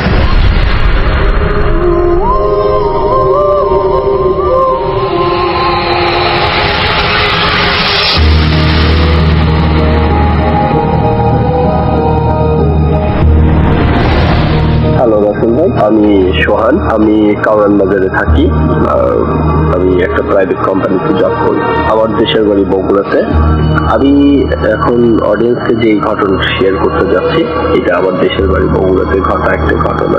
তো এটা 2012 সালের শীতকালের একটা ঘটনা। আমার বাবা চিটাগাংয়ে জব করতেন, তো উনি জব চেঞ্জ করার কারণে উনি একবারে শিফট হন চিটাগাং থেকে বগুড়াতে। তো ওনার আসতে সেদিন ট্রেনে আসছিলেন, উনি ট্রেনে আসতে একটু দেরি হয়ে যায়। তো উনি জানাই দেন ওনার আসতে রাত 3টা বাজতে পারে স্টেশনে। তার কাছে তার সাথে অনেক জিনিসপত্র ছিল, এই জন্যই আমরা মানে আম্মু আমাকে বলে যে তোর বাবা যখন আসবে ওনাকে একটু নিতে যাস, জিনিসপত্র গুলো আছে, হেল্প হবে আর কি। তো ঠিক আছে, রীতিমতো আমি ঘুমাই পড়ি। রাত 3টার দিকে বাবা আমার মাকে ফোন দিয়ে বলে যে আমি ট্রেন স্টেশনে চলে আসছি, তুমি সোহানকে একটু পাঠাই দাও। তো ভালো কথা, মা আমাকে ডেকে বলে, এবং মা টেনশনও করতেছিল আমি রাতে কিভাবে একা যাব, কারণ আমাদের ওই এরিয়াটা একটু খারাপ বলতে ওখানে ছিনতাই, চুরি, ডাকাতি এই জিনিসগুলো একটু বেশি, তো এই জন্য টেনশন করতেছিল। তারপরও বাবা আসছে, আমার বিবেক আমাকে বলছিল যে বাবাকে নিতে যেতেই হবে যেভাবেই হোক, কারণ উনি অনেক কষ্ট করে আসছে, অনেক জার্নি করে আসছে। তো ভালো কথা, তো আমি ছিনতাইকারীদের হাত থেকে বাঁচার জন্য আমি যেটা করলাম সেটা হচ্ছে আমি আমার মোবাইল মানি ব্যাগটা বাসাতে রেখে আমি বের হলাম। আর অবভিয়াসলি রাত 3টা বাজে, তখন আমি রিক্সা সিএনজি বা অন্য কিছু পাবো না। তো আমি রওনা দিচ্ছি, আমি হাঁটতেছি। রাসেল ভাই, পরিবেশটা এত থমথমে ছিল বলার মতো না। আমি 3টা জিনিসের ভয় পাচ্ছিলাম। 1, সুপার ন্যাচারাল কিছু হুট করে যদি সামনে ঘটে যায়। 2, ছিনতাইকারীর ভয়। 3, পুলিশই কোনো ঝামেলা। কারণ এত রাতে একটা ইয়াং ছেলেকে পুলিশ দেখলে বিভিন্ন রকম জিনিস জিজ্ঞাসাবাদ করতে পারে বা অনেক রকম প্রবলেম হতে পারে। তো যাই হোক, আল্লাহর নাম নিয়ে আমি রওনা দিছি। আমি যাচ্ছি যাতে একটা গোরস্থান পার হতে হয়, তো কবরস্থান পার হতে হয়। তো আমি এইটার পাশ দিয়ে যখন যাচ্ছি তখনও আমার অনেক ভয় লাগছে, কারণ আমি শুনছি এই কবরস্থানে অনেকে নাকি অনেক কিছু দেখছে। যাই হোক, আল্লাহর নাম দোয়া কালমা পড়তে পড়তে আমি যাচ্ছি। তো আমি কবরস্থানে কিছু দেখতে পারিনি। কিছু দূর যাওয়ার পর সবুজবাগ নামে একটা জায়গা আছে। তো এই জায়গাটাতে আমি দেখি রাস্তার উপর কেউ একজন দাঁড়ায় আছে। শীতের রাত, কুয়াশা, দাঁড়ায় আছে। তো আমি প্রথমে ভয় পেয়ে যাই যে এটা কোনো ছিনতাইকারী বা কিছু কিনা। তারপরও আল্লাহর নাম নিয়ে আগাতে থাকি, কারণ আমার কাছে তো কিছু নাই। আগে যাওয়ার পর দেখতে পারি উনি একজন খাকি ড্রেস পরা গার্ডের লেবাসে একজন লোক দাঁড়ায় আছে, এবং তার মুখটা মাফলার দিয়ে একদম এমন ভাবে ঢাকা যে আমি তার চোখ পর্যন্ত দেখতে পাচ্ছিলাম না। যাই হোক, তারপরে তার পোশাক আশাক দেখে আমি বুঝতে পারলাম এটা গার্ড। আমাদের ওই এরিয়াগুলো খারাপ হওয়ার কারণে এরিয়াগুলোতে বিভিন্ন সমিতি বা বিভিন্ন মানুষজন, সোসাইটির মানুষজন, ওনারা গার্ড রাখতো দোকান, বাড়িঘর, দোকানপাট পাহারা দেওয়ার জন্য। তো যাই হোক, আমি মনে করছি যে ওনারা গার্ড বা গার্ডের মতনই দেখতে। তো আমি ওদেরকে বললাম যে একটু হেল্প চাইলাম, কারণ একা এত রাস্তা পার হচ্ছে, ওনারা যদি আমাকে একটু হেল্প করে। তো আমি বললাম যে ভাই, একটু প্রবলেমে পড়ছি, সেটা হচ্ছে আমার বাবা আসছে স্টেশনে, তো আমি তাকে নিতে যাচ্ছি। তো রাস্তাটা তো খারাপ, আপনি যদি আমাকে একটু আগাই দিতেন রাস্তার মাথা পর্যন্ত। তো উনি আমাকে কোনো অ্যান্সার না দিয়ে ওনার আরেকজনকে ডাক দিল একটা নাম ধরে, নামটা আমার ঠিক মনে নেই। তো দেখলাম উনি একটা রাস্তার ভিতর থেকে, পাশে একটা গলির ভিতর থেকে একটা লোক বের হয়ে আসলো। আমি যার সাথে কথা বলতেছিলাম এই লোকটার হাইটটা অনেক উঁচু আর কি, উনি লম্বা অনেক এবং অনেক পাতলা। বাট ওই আরেকজন যিনি বের হয়ে আসলো উনি আবার শর্ট সাইজে অনেক। তো এই কথা বলে ওরা আমার সামনে হাঁটতে শুরু করলো। আমি ওদের পিছনে যাচ্ছি এবং ওরা ভালোই দ্রুত হাঁটতেছে, আমিও দ্রুত হাঁটতেছি। হাঁটতে ভাই, রাসেল ভাই, বলে রাখা ভালো, আমার বাসা থেকে আমার স্টেশনের দূরত্ব 3 কিলোমিটারের মতো। তো আমি স্টেশনের কাছাকাছি চলে আসছি। এসে আমার আর মাথাতে অন্য কিছু নাই, আমি ডিরেক্ট স্টেশনের ভিতরে ঢুকে পড়ছি। ঢুকে থেকে আমার বাবা লাগেজ নিয়ে ওয়েট করতেছে। তো আমার বাবা আমাকে বললো যে বাইরে থেকে একটা সিএনজি দিয়ে আসো, সিএনজি করে যাবো। তো আমি বাইরে যে সিএনজি ঠিক করছি, ঠিক করে বাবাকে নিয়ে এসে সিএনজির কাছে দাঁড়াতেই দেখি ঠিক আমার কাছ থেকে 4-5 হাত দূরে গার্ড দুটো দাঁড়ায় আছে। তখন আমার ওদের কথা হুট করে মনে পড়ছে যে ওহো, আমি তো এই গার্ড দুটোকে নিয়ে আসছি। তো আমি ওদেরকে বললাম যে আপনারা সিএনজিতে ওঠেন, আমরা তো ওই রাস্তা দিয়েই যাবো, আপনাদেরকে নামাই দিয়ে যাব।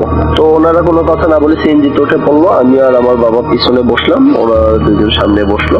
সিএনজি যাচ্ছে, যেতে যখন ওনাদের ওই এরিয়াতে আসলাম, ওনাদেরকে আমি যেখান থেকে নিচ্ছি, তো ওই এরিয়ার আগে আসতে আমি ড্রাইভারকে বললাম যে ড্রাইভার সাহেব, আপনি একটু ওনাদেরকে নামাই দেন, আমি ওনাদেরকে এখান থেকে নিয়ে গেছিলাম। তো ওনাদের মধ্যে লম্বা যেটার সাথে আমি প্রথম কথা বলছিলাম, উনি বলতেছে একবারে বাসা পর্যন্তই নামাই দিয়ে আস। তো আমি তখন বললাম যে ওনারা একবারে বাসা পর্যন্ত যেতে চাচ্ছে, আমার বাসা পর্যন্ত যে ওখানে নামাই দিয়ে আসবে ওরা। ভালো কথা, ওনারা বাসা পর্যন্ত গেলে আমি ওনাদেরকে ধন্যবাদ জানালাম, সিএনজি ড্রাইভারকে সিএনজি ভাড়া দিলাম, দিয়ে আমরা বাসার ভিতরে ঢুকে পড়ছি।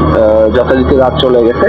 সকালবেলা আমার বাবা বলতেছে যে ওই গার্ড দুটোকে তুমি নিয়ে আসছিলা, ওরা তো গরিব মানুষ, তো রাতে কষ্ট করলো, ওদেরকে কিছু দেওয়া উচিত। তো আমার বাবা কিছু টাকা আমার হাতে দিল ওদেরকে দেওয়ার জন্য। তো আমি বাবাকে বললাম যে বাবা, এখন তো সকালবেলা, ওরা তো আর সকালবেলা ওদেরকে পাওয়া যাবে না, ওরা আসে সন্ধ্যার পরে, ওদের ডিউটি যেহেতু রাতের বেলা। তো আমি সন্ধ্যার বেলা যখন বাসা থেকে বের হব, যাওয়ার সময় ওদেরকে টাকাটা দিয়ে আমি চলে যাব। যথারীতি সন্ধ্যা হলো, আমি বাসা থেকে বের হলাম। বের হয়ে আমি ওদের ওই জায়গায় যেখানে ওদেরকে আমি নিছিলাম আর কি, ওদেরকে সাথে ওই জায়গায় গেলাম। যাওয়ার পর আমি ওদেরকে অনেক খোঁজাখুঁজি করলাম, তো ওদেরকে পাইলাম না। তো পাশে একটা দোকান ছিল, মুদির দোকান টাইপের আর কি। তো দোকানে যে আমি জিজ্ঞেস করলাম যে ভাইয়া এখানে যে গার্ড দুটো থাকে ওনারা কখন আসে, তো উনি আমাকে বললো যে গার্ড কি দরকার আপনার আমাদেরকে। তো আমি বললাম যে না দরকার না, আসলে হয়েছে কি কালকে রাতে ওই আমার বাবা আসছিল, আমি আমার বাবাকে নিতে যাওয়ার জন্য ওনাদেরকে দেখি রাস্তার উপর দাঁড়িয়ে আছে, তো ওনাদেরকে নিয়ে গেছিলাম। তো আমার বাবা আবার কিছু টাকা দিছে ওনাদেরকে দেওয়ার জন্য, যেহেতু হেল্প করলো। তো আমাকে বলতেছে যে ওরা ওদের ড্রেস আপ কেমন ছিল, ওই দোকানদারটা আমাকে জিজ্ঞেস করতেছে। তো আমি বললাম খাকি ড্রেস পরা ছিল, খাকি কালারের প্যান্ট, খাকি কালারের শার্ট, এবং মাপটাতে ওদের মুখটা এমন ভাবে পেঁচানো ছিল আমি ওনাদেরকে দেখতে পারি নাই। একজন লম্বা করেছিল, একজন শর্ট করেছিল। তো উনি কিছুক্ষণ অবাক হয়ে আমার দিকে তাকাই থাকলো এবং কিছুক্ষণ পর আমাকে বললো যে ভাই ঠিক আছে, আপনি যে দুইজনের কথা বলছেন দুইজনের বর্ণনা ঠিকই আছে, বাট ওই গার্ড দুটা আমাদের এখান থেকে চাকরি ছেড়ে চলে গেছে আজ থেকে 3 মাস আগে। আমি তো কথা শুনে আমার গায়ের লোম খাড়া হয়ে গেল। আমি কিছুক্ষণ মানে স্তব্ধ ভাবে দাঁড়ায় থাকলাম, এটা কি, তাহলে কাল রাতে কে ছিল ওই দুইজন আমার সাথে। দোকানদারকে বললাম যে আপনি কি শিওর? তো উনি বলতেছে ভাই এই সমিতির থেকে আমার উপরেই দায়িত্ব থাকে এই যে গার্ড নিয়োগ দেওয়া, গার্ডদেরকে মেনটেন করা, ওদের শিডিউল দেখা। তো আমি আর অনেকে কিছু না বলে আমি বাসায় চলে যাই। বাসাতে বলার ঘটনাটা শেয়ার করার পর আমার বাবাও একটু অবাক হয়ে যান, কারণ তিনি তাদেরকে দেখছে, তারা আমাদের সাথে আসছে দুইজন মানুষের, ব্যাপারটা অনেক অবাক করার বিষয় আর কি। তারপরে এইটার আর কোনো হদিস আমরা খুঁজে পাই নাই দুইজন কে ছিল বাইরেতে। তো পরে আমি অনেক বুজুর্গদেরকে জিজ্ঞেস করাতে ওনারা বলেন যে দেখো, মানুষ যখন কোনো বিপদে পড়ে বা তার কোনো হেল্পের দরকার হয়, আল্লাহ তো তাদেরকে সাহায্য করে। এইভাবে ভালো কিছু জিন যেগুলো আছে এনারা নাকি মানুষকে হেল্প করে। তো এইরকমই কেউ হয়তো আমাকে সেই রাতে হেল্প করে গেছে। এই ছিল আমার ঘটনা। রাসেল ভাই ভালো থাকবেন, আল্লাহ হাফেজ। Booth FM. The night comes alive with Gramophone.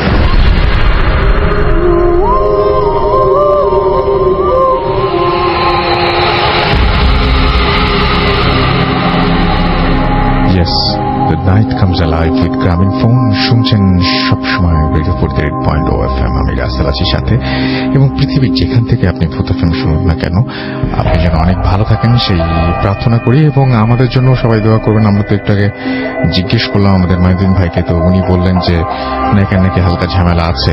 সেই প্রসঙ্গে না যাই, কারণ সেই প্রসঙ্গে গেলে আমাদের নিজেদের কথা আমরা নিজেরা বলতে চাই না। তো আমরা পরবর্তী ঘটনায় যাব, এবং আমাদের এখানে আছেন আরো একজন অতিথি। আপনার নামটা প্লিজ একটু বলবেন, তারপর আপনার ঘটনায় যাব আমরা। জি, আসসালামু আলাইকুম রাসেল ভাই। জি। আমি ইকবাল হাসান সোহাগ বলছিলাম। জি, আপনার ঘটনায় যাই আমরা। জি, আমি সরাসরি বলছি। জি। এটা হচ্ছে সিরাজগঞ্জের একটা ঘটনা। জি জি। এই ঘটনাটাই হচ্ছে কি যে আমার একটা বন্ধু আর বড় ভাই, বন্ধুর নাম হচ্ছে ফাহিম আর বড় ভাইয়ের নাম হচ্ছে ফাহাদ। আচ্ছা। তো ঘটনাটা ঘটে হচ্ছে বড় ভাইয়ের সাথে, ফাহাদ ভাইয়ের সাথে।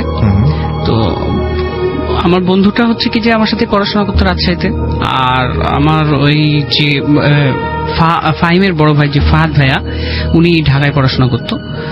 তো কোন একটা সময় আমরা হচ্ছে কি যে ফাহাদ ভাইয়ের সাথে মিট করি, তখন ফাহাদ ভাই আমাকে এই ঘটনাটা বলে, যেভাবে বলেন। তো আমি সরাসরি ঘটনায় চলে যাচ্ছি। ফাহাদ ভাইয়া ছুটিতে কোন একটা ভ্যাকেশনের ছুটিতে হচ্ছে আসেন সিরাজগঞ্জে, ওদের গ্রামের বাড়িতে আসেন। গ্রামের বাড়ির ডিসক্রিপশন আপনি একটু দিয়ে দিই যে ওনাদের বাড়ি থেকে প্রায় 500 মিটার, হাফ কিলোমিটার দূরে একটা বাজার আছে। আমি গ্রামের নামটাও বলছি না বা বাজারের নামটাও বলছি না। সেটা হচ্ছে কি যে, তো এই যে হাফ কিলোমিটার রাস্তা, এই রাস্তার মাঝখানে একটু জঙ্গল পড়ে, জঙ্গল, বাঁশের ঝাড়, এগুলো সবগুলাই থাকে।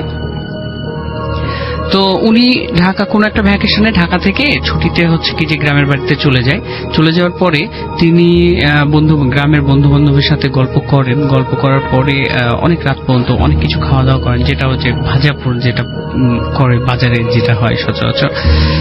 এটা করার পরে তিনি খাওয়া দাওয়া করে বন্ধু বান্ধবের সাথে গল্প গুজব করার পরে প্রায় 11টা বেজে যায় রাত্রি। তখন সবাই যার যার বাড়িতে চলে যায়। ঠিক একইভাবে ফাহাদ ভাইয়াও চলে আসে। আস্তে আস্তে ওই রাস্তা দিয়ে আসার সময় তিনি গ্রামের ওই রাস্তা পরিচিত, ওই রাস্তাতে কিছু হয় না এটা উনি জানেন। এইভাবে উনি কখনো এত রাত্রে আসেননি। তো সেই দিনকে রাত্রে তিনি চলে আসছেন। আসার পরে ঠিক রাস্তার মাঝখানে যখন চলে আসলেন, মানে দুইটা দূরত্বে যখন মাঝখানে তিনি ওই বাসঝাড়ের কাছে, তখন ওই বাসঝাড়ের কাছে খুব জোরে সর শব্দ শুরু হয়। যদি কখনো জোরে বাতাস বয় যে শব্দটা হয় বাসঝাড়ে, এরকম শব্দ শুরু হয়। আর হচ্ছে কি যে উনি ওনার গায়ে একটা অনুভব করেন যে একটা উষ্ণ বাতাস ওনার গায়ে লেগে চলে যায়। আচ্ছা, তিনি এটা কিছু মনে করেন না। তিনি সচরাচর রাত্রেবেলায় চলে আসেন। চলে আসার পরে হাত মুখ ধুয়ে ওনার মা ওনাকে বলেন কি যে ফাহাদ খেয়ে যা। তখন উনি বলছেন যে না আমি খাবো না, ভাল লাগছে না। মানে ওনার শরীরটা তখন থেকেই একটু অন্যরকম হওয়া শুরু হয়। আচ্ছা, সে রাত্রে উনি ঘুমিয়ে যান। ঘুমানোর পরে সে রাত্রে তার অনেক জ্বর চলে আসে। হঠাৎ করে অনেক জ্বর চলে আসে। ঘুমের মাঝখানে গভীর রাত্রে সে ঘুম ভেঙে যায়। ঘুমের মাঝখানে সে দেখে কি যে তার বিছানার চারপাশে 7টা ছায়া দাঁড়িয়ে আছে। 7টা ছায়া? 7টা ছায়া দাঁড়িয়ে আছে। সে মনে করে কি যে আমি হয়তো বা ঘুমের মধ্যে আছি, আমি এটা ভুল করছে হয়তো। তো 7টা ছায়া যেহেতু দাঁড়িয়ে আছে, তখন হচ্ছে কি যে তিনি কি করলেন, আবার ঘুমিয়ে গেলেন। বাট পরের দিন ঠিক একই সময়ে আবার তার ঘুম ভেঙে যায়। কিন্তু পরের দিন সে একেবারে সুস্থ, তার কোনো জ্বর থাকে না, একেবারে সুস্থ মানুষ, কোনো জ্বর নাই। কিন্তু এই যে আগের দিন রাত্রে যেভাবে ঘুম ভেঙে গিয়েছিল, পরের দিন রাত্রেও ঘুম ভেঙে গিয়েছে। এবং তিনি স্পষ্ট দেখতে পাচ্ছেন ওই 7টা ছায়া তার বিছানার চারপাশ দিয়ে দাঁড়িয়ে আছে। এবার তিনি মানে ঘরের মধ্যে জিরো লাইট জ্বলছিল, এই জন্য কি যে তিনি এই ছায়াগুলো দেখতে পাচ্ছিলেন। এবার তিনি উঠে বসেছে। উঠে বসার পরে যেটা হয় সেটা হচ্ছে উনার ঘরের একটা দেয়াল, উনার ঘরের এক পাশের দেয়াল একটু ফাঁকা ছিল। ওই ফাঁকা দেয়ালে ওই 7টা ছায়া যে একটা জায়গায় দাঁড়িয়ে যায়। কিন্তু কি যে তখন সে বেড সুইচ থেকে তার ঘরের লাইটটা জ্বালালে তিনি দেখতে পান যে 7টা ছায়া একই মাপে একই পজিশনে 7টা ছায়া দাঁড়িয়ে আছে। সবচেয়ে আশ্চর্যের বিষয়টা হচ্ছে যে সেই 7টা ছায়া পড়ে আছে মেঝেতে। সেই 7টা ছায়া পড়ে আছে মেঝেতে। আচ্ছা, এটা দেখে সে অনেক অসম্ভব ভয় পেয়ে যায়। ভয় পেয়ে যাওয়ার পরে সে ওখানেই সেন্সলেস হয়ে যায়। আচ্ছা, সেন্সলেস হওয়ার পরে খুব জোরে চিৎকার করে সেন্সলেস হয়ে যায়। তখন তার বাবা মা আসেন। আসার পরে তাকে পরের দিন থেকে তার খুব জ্বর চলে আসে। ছাড়ে আসে এভাবে জ্বর আসে। আর যখন জ্বর আসে তখন অনেক বেশি জ্বর আসে। এভাবে তিনি যখন ডাক্তারের কাছে গেলেন, তার ব্লাড টেস্ট করা হলো। ব্লাডে কোনো কিছুই ধরা পড়েনি। ডাক্তার বলছে আপনি একেবারে নর্মাল, কোনো সমস্যা নেই। এরপরে বাড়ির কর্তাদের কথা শুনে একজন হুজুরের কাছে নিয়ে গেলেন। হুজুরের কাছে নিয়ে যে জিনিসটা হলো সেটা হচ্ছে কি যে ফাহাদ ভাইয়া ওনার বাবা মাকে নিয়ে হুজুরের কাছে গেলেন। হুজুর যে ঘরে থাকতেন, এই ঘরে ঢোকার সময় হুজুর দরজা খোলার সাথে সাথে হুজুর বলছেন যে ওই 7 জনকে বাইরে রেখে আসো। আচ্ছা, সবচেয়ে আশ্চর্যের বিষয় এখানে হুজুরকে কেউ কিন্তু কিছুই বলেনি, বাট হুজুর বলছে যে ওই 7 জনকে বাইরে রেখে আসো। তখন ফাহাদ ভাইয়া একটু আশ্চর্য হয়ে যায়, যে আমার সাথে তো কেউ নেই। তখন বলছে আচ্ছা ঠিক আছে, তোমার সাথে কেউ নেই, কিন্তু আমি দোয়া পড়ছি, তারপর তুমি ঘরের মধ্যে ঢুকো। তারপরে উনি ঝাড়ফুঁক কিছু দিলেন। তারপরে ফাহাদ ভাইয়া ভিতরে ঢুকলেন। ভিতরে ঢুকার পরে ফাহাদ ভাইয়াকে একটা তাবিজ দিলেন। বললেন যে তুমি এটা তোমার ডান হাতে বেঁধে রাখবা। আর উনি বললেন যে কোনো একটা সময় যে তোমাদের বাড়িটা ওই যে বলে যে বাড়িটা বেঁধে দিবে। তো এভাবে আজও ফাহাদ ভাইয়ার হাতে আমি ওই তাবিজটা দেখেছি। আর কি যে ওনাদের বাড়িটা বাঁধা আছে। এরপর থেকে ফাহাদ ভাইয়ের সাথে আর কিছু হয়নি। থ্যাংক ইউ ভেরি মাচ আপনার ঘটনার জন্য। আমরা একটু ফেসবুকের দিকে যাই এবং আমাদের যে পেজ রয়েছে সেই পেজে দেখতে পাচ্ছি যে অনেকে আমাদের লিখছেন। ফুয়াদ ইসলাম আমাদের সাথে আছেন জামালপুর থেকে। তিনি লিখছেন যে অনেক ভয় পাচ্ছি, 7টা ছায়া একটা দেয়ালে এবং 7টা ছায়া মেঝেতে এসে পড়েছে। যারা আছেন এখন ঘরের ভেতরে, তাদের যদি ঘরের দেয়ালে এরকম কোনো কিছু আবিষ্কার করেন তাহলে আমাদেরকে ইমেল করে জানাবেন। আমাদের ফেসবুক পেজ আছে, সেখানেও লিখতে পারেন। এবং আপনারা আজকে মানে এরকম ধরনের কোনো অভিজ্ঞতা যদি কারো হয় আমাদেরকে অবশ্যই জানাবেন। আর আমাদের সঙ্গে যদি SMS আমাদেরকে যদি পাঠাতে চান তাহলে চলে আসুন, পাঠিয়ে দিন আমাদেরকে SMS। মোবাইলের মেসেজ অপশনে গিয়ে টাইপ করুন ফুর্তি, FORT, ফুর্তি স্পেস আপনার নাম স্পেস আপনার মেসেজ পাঠিয়ে দিন 9840 নম্বরে। অনেক অনেক ঘটনা চাই কিন্তু আমরা, চলছে ভাষার মাস, চাচ্ছি আপনাদের কাছ থেকে এমন কিছু ঘটনা যে ঘটনাগুলো শুনলেই আসলেই রক্ত হিম হয়ে যায়, এবং যে ঘটনাগুলো আপনারা লিখে পাঠাবেন আমরা সেই ঘটনাগুলো পড়ে শোনাবো, অথবা অডিও ক্লিপ করে পাঠাবেন, অথবা স্টুডিওতে আসলে তো আমাদের সবসময় আমরা সেখানে রাজি। আমরা এখন চলে যাবো আবার হাফেজ মঈনুদ্দিন ভাইয়ের কাছে তার সেকেন্ড স্টোরি শোনার জন্য, তারপরে আবারও ফিরে আসবো আপনাদের কাছে। Stay tune. আপনার নামটা তো আমরা বলেই দিলাম, আমরা সরাসরি ঘটনায় চলে যাই। ঠিক আছে ভাই। আমি একটা মেয়ে জিন ছাড়াতে গেছিলাম। জি। ফেব্রুয়ারি 2 তারিখে পরীক্ষার আগে দিয়ে ওকে জিনের যে ধরা, তো ও ছিল, তার গায়ের রংটা ছিল কালো বর্ণ। আমি যখন ওর গার্জিয়ান সবাইকে নিয়ে বসে জিনটাকে হাজির করানো হয় ওর শরীর থেকে, তখন তার গায়ের রংটা একেবারে পরিষ্কার হয়ে গেছে, একেবারে হলুদ বর্ণ, যা দেখতে খুব সুন্দর দেখা দিচ্ছিল। আচ্ছা। মেয়েটার গায়ের রং ছিল কালো, কিন্তু যখন তাকে আমি বসে যখন কাজ করতে জিনকে হাজির করালাম, তখন ওর গায়ের রং একেবারে পরিষ্কার। আর ও কিন্তু চোখে কাজল দেয়নি, তখন তার চোখটার মধ্যে পুরো টানা ধরে কাজল ছিল। জি। যখন সেটা হাজির করলাম তখন আমি তাকে জিজ্ঞেস করলাম যে তুমি কোথা থেকে ধরছো বা কেন বা ধরছো, তুমি চলে যাও। ও কথা বলে না, ও শুধু ঘুমাইতেছিল, কান্না করতেছিল, বুম বুম করে কান্না করতেছিল। তখন আমি ওকে বলছি, দেখো তুমি আজকে চলে যাবা, আমি এখানে থাকতে পারবো না, কোথা থেকে আসছো বলে দাও, তুমি থাকতে পারবো না, চলে যাও। ও যখন বারবার কথাটা বলতেছে, ও এমন রাগান্বিত হয়েছে যে ও যখন চোখটা খুলছে, চোখ বন্ধ ছিল তো, চোখটা যখন তাকালো আমাদের দিকে, সাথে সাথে কিছুক্ষণের মধ্যেই ঘরের বাতিটা ফিউজ হয়ে গেছে, আপনি বন্ধ হয়ে গেছে। আর ওর চোখ এমন হয়েছে যা ওর তো সবাই ভয় পাইছে, চোখটা ব্যতিক্রম, পুরো একেবারে ব্যতিক্রম, যা সবাই দেখে ভয়। আর ঘরের বাতিটা ফিউজ হয়ে যাওয়ার কারণে সেই ঘরটাতে এমন আলো হয়েছে, মনে হয়েছে ঘরের মধ্যে আগুন জ্বলতেছে, আগুনের আভা যেমন পুরো ঘরটা লাল করে ফেলে, এরকম ঘরটা আলোকিত হয়ে গেছে। আচ্ছা। এরপরে যখন আমি বললাম যে তুমি চলে যাবা, তখন ও আমাকে বলছে ঠিক আছে যাব, আমাকে লাল শাড়ি দিতে হবে আর একটা মুরগি দিতে হবে, আমি ঢাকেশ্বরী মন্দির থেকে আসছি। আচ্ছা। আমি ঢাকেশ্বরী মন্দির থেকে আসছি, আমি সেখানে চলে যাব, তোমরা সেখানে গিয়ে একটা মুরগি আর লাল শাড়ি দিয়ে এসো, তারপর আমি যাব। আমি ওদেরকে বললাম ঠিক আছে, আপনারা একটা লাল কাপড় দিয়ে একটা মুরগি দিয়ে ঢাকেশ্বরী মন্দিরকে নিয়ে যে দিয়ে আসেন, ও থাকবে না, চলে যাবে। পরবর্তীতে তারা সুস্থ হয়ে আসে, সেই জিনটা চলে যায়, সেটা মন্দির থেকে আসা ছিল, ঢাকেশ্বরী মন্দির থেকে। আচ্ছা। এবং আপনি দেখলেন যে যখন চোখ খুললো তখন লাইট ফিউজ হয়ে গেল, লাইট বাকিটা। আচ্ছা।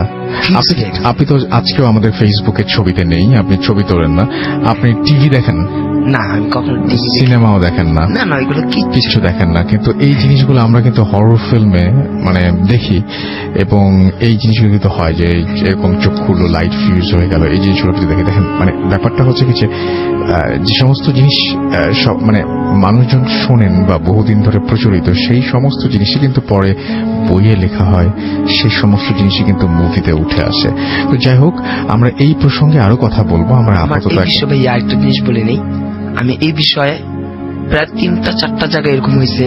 যেমন আমি একটা ফ্যাক্টরিতে গেছিলাম, সমস্যা ছিল, যখনই বসছি হাজির করাবো, ওই সময়তে তার 6টা বাতি ছিল, টিউবলাইট গুলো লম্বা, সাথে সাথে শেষ হয়ে গেছে, ফিউজ হয়ে গেছে। পরের লোক আমাকে জিজ্ঞেস করতেছে, ভাইয়া বাতি কেন ফিউজ হয়? তখন বললাম হ্যাঁ, বাতি ফিউজ হয়ে গেছে, সেটা নিয়ে এসে। ওকে, আমরা একটা ছোট্ট বিরতিতে যাব। বিরতির পরে আবারও ফিরে আসবো। সেই পর্যন্ত আশা করবো আপনারা সবাই আমাদের সঙ্গে থাকবেন। স্টে টিউন টু রেডিও ফুর্তি এন্ড ডোন্ট স্টপ দ্য ফুর্তি। Booth FM. The night comes alive with Gramophone.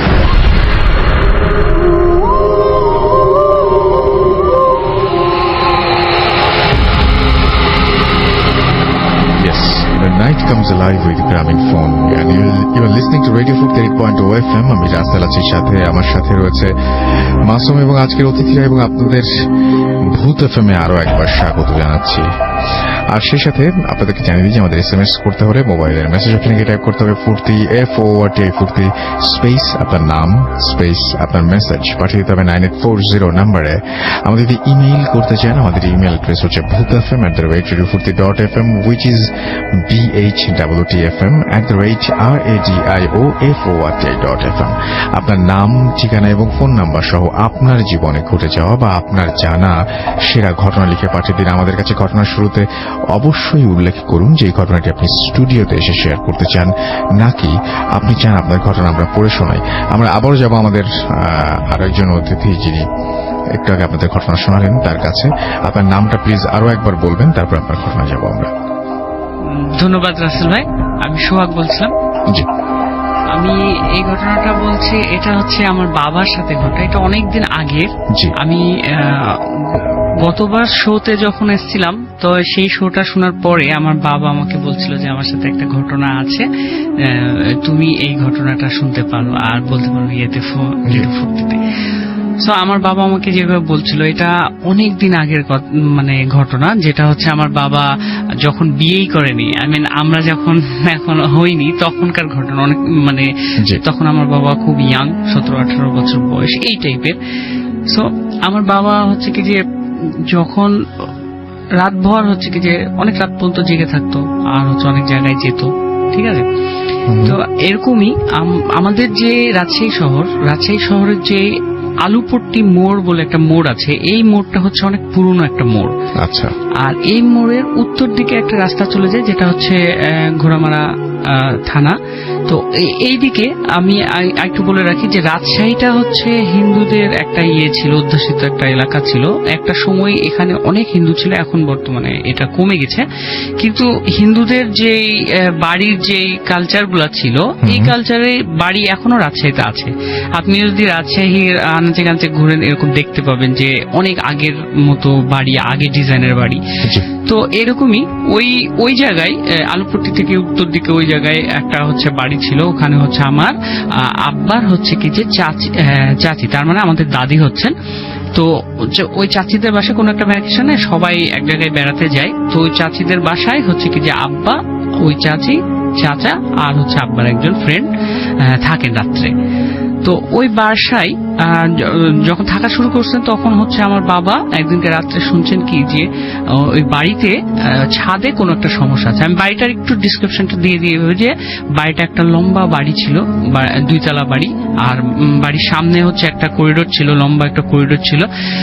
আর 2 তলা বাড়ি, ছাদ সিস্টেম। তো ছাদের উপরে ছিল হচ্ছে রান্নাঘর। তো একদিনকে রাত্রে আমার বাবা ঘুমিয়ে আছে, মাঝরাত্রের দিকে হচ্ছে যে আমার বাবার হঠাৎ করে ঘুমটা ভেঙে যায়। ঘুম ভেঙে যাওয়ার পরে আমার বাবা শুনতে পাচ্ছে কি যে কোনো একটা সময় যদি রান্নার আয়োজন করা হয়, রান্নার আয়োজনে ওই যে মশলা বাটার জন্য যেই শব্দটা হয়, পাটা এবং শিল দিয়ে যেটা হচ্ছে মশলা করে, এটার যে শব্দটা হয়, এই শব্দটা হচ্ছে কোথায় থেকে হচ্ছে? ওই রান্নাঘর থেকে হচ্ছে। মানে ছাদের উপর যে রান্নাঘর হচ্ছে, এই রান্নাঘর থেকে হচ্ছে। এখন আমার বাবা বলছে, আমার ওই চাচিকে, বাবার চাচিকে বলছে, মানে আমার দাদিকে বলছে যে দাদি এটা কি হচ্ছে? তখন হচ্ছে তুই ঘুমিয়ে যা, এটা শুনতে হবে না তোকে। তখন বলছে আচ্ছা ঠিক আছে দিয়ে তখন হচ্ছে কি যে আমার আব্বা ঘুমিয়ে যায়।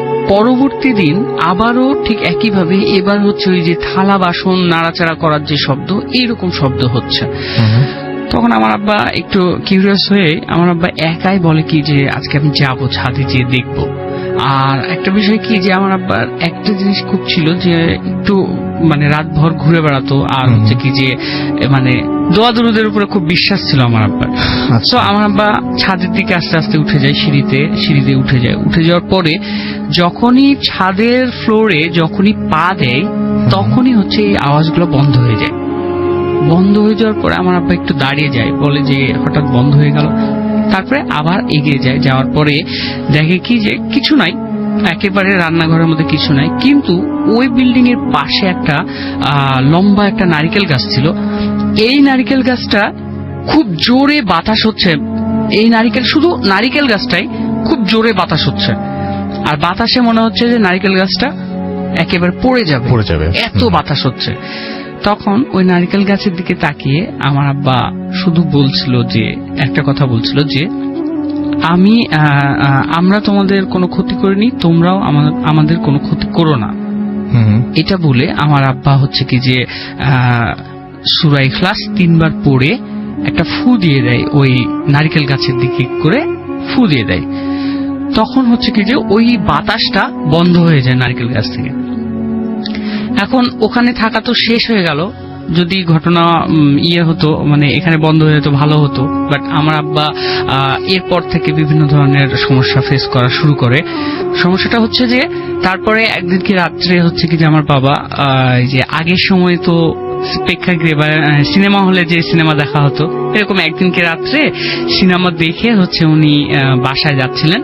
তো কাদিরগঞ্জের ওইদিকে বা হচ্ছে রাজশাহী বাস টার্মিনালের পেছনের দিকে বা দক্ষিণ দিকে যদি বলি, তো এগুলো নিয়ে অনেক নারকেল গাছ আর অনেক মন্দির ছিল আগে, যখন এটা অনেক আগে মন্দির ছিল, অনেক বড় বড় গাছপালা ছিল। তো এরকমই ওই কাদিরগঞ্জের ওইদিকে একটা জায়গা দিয়ে, এটাকে আরেকটা ঘটনা বলছেন আপনি, মানে ওই দিনকার পর থেকে আমার বাবার সাথে যে ইয়েটা শুরু হয়, ছোট করে বলতে হবে সময় হবে। তো হচ্ছে কি যে আমার বাবা হচ্ছে কি যে রাত্রে চলে আসছে। তো ওখানে যে মন্দিরটা ছিল, মন্দিরটা একটু বলে দিই, মন্দিরের হচ্ছে এক পাশে মানে যদি বলি যে হচ্ছে পূর্ব পাশে 500 মিটার মানে হাফ কিলোমিটার নারকেল বাগান, তারপর মন্দির, তারপর আবার পশ্চিম পাশে 500 মিটার নারকেল বাগান ছিল একটা সময়, ওগুলো সব কেটে ফেলেছে। তারপরে হচ্ছে একটা মসজিদ।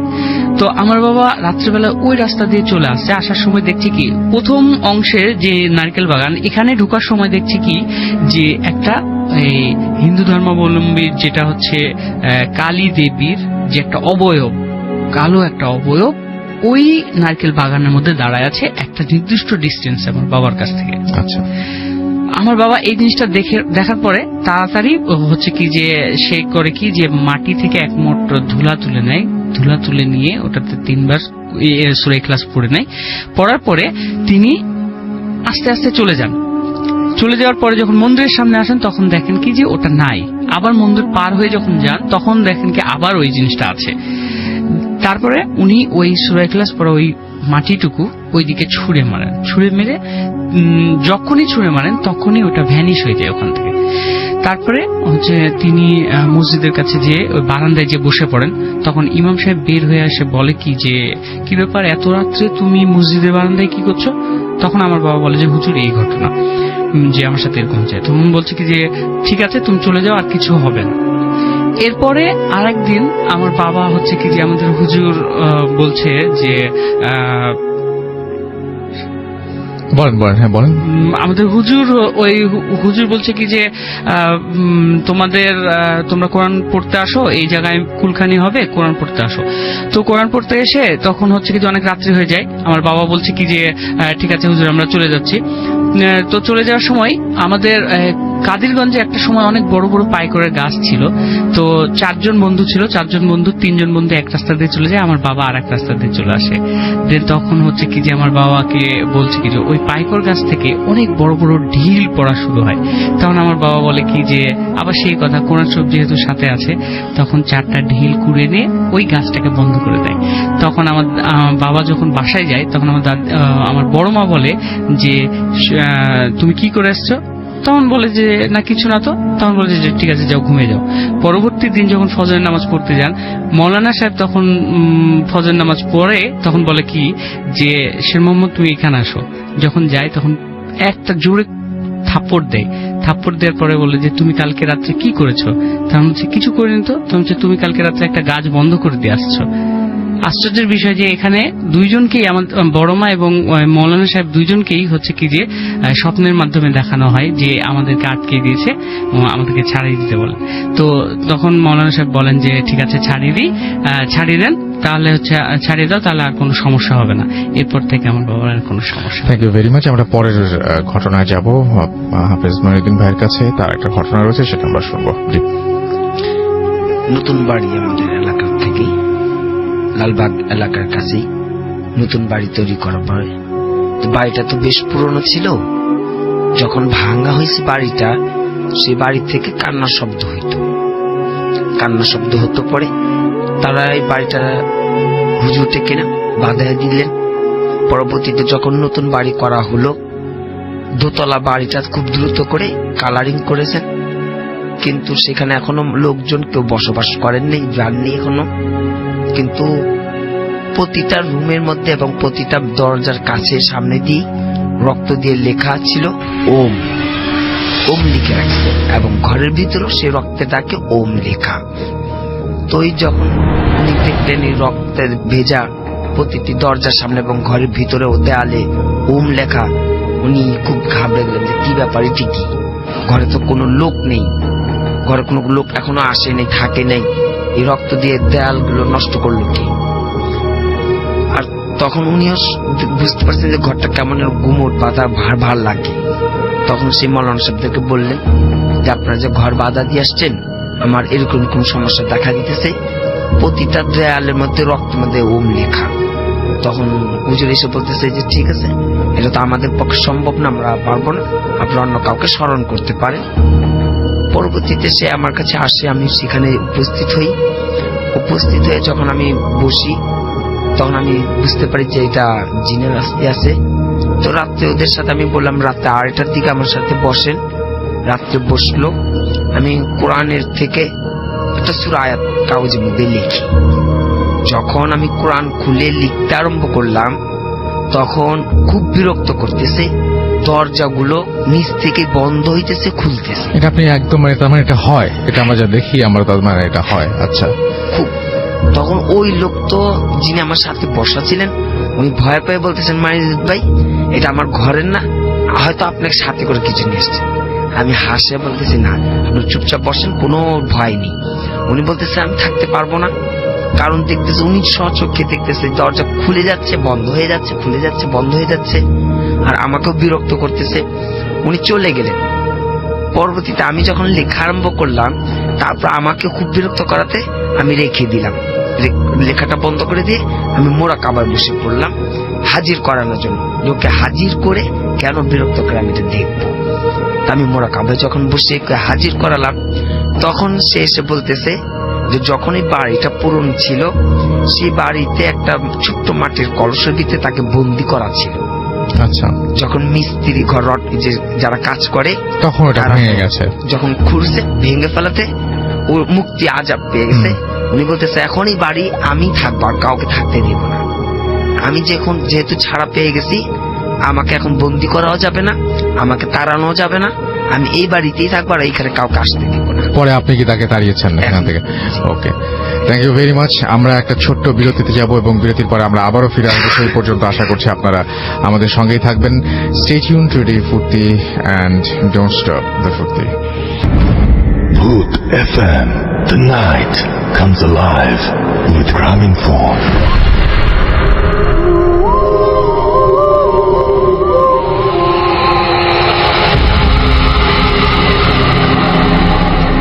Welcome back. শুনছেন সবসময় রেডিও 48.0 FM। আমি রাস্তেল আছি, সাথে আমার সাথে রয়েছে মাসুম, এবং আজকে অতিথিরা আপনাদের সবাইকে স্বাগত জানাচ্ছি ভূত FM এ আরো একবার। The night comes alive with Grameenphone. আর আপনারা শুনছেন সবসময় রেডিও 40।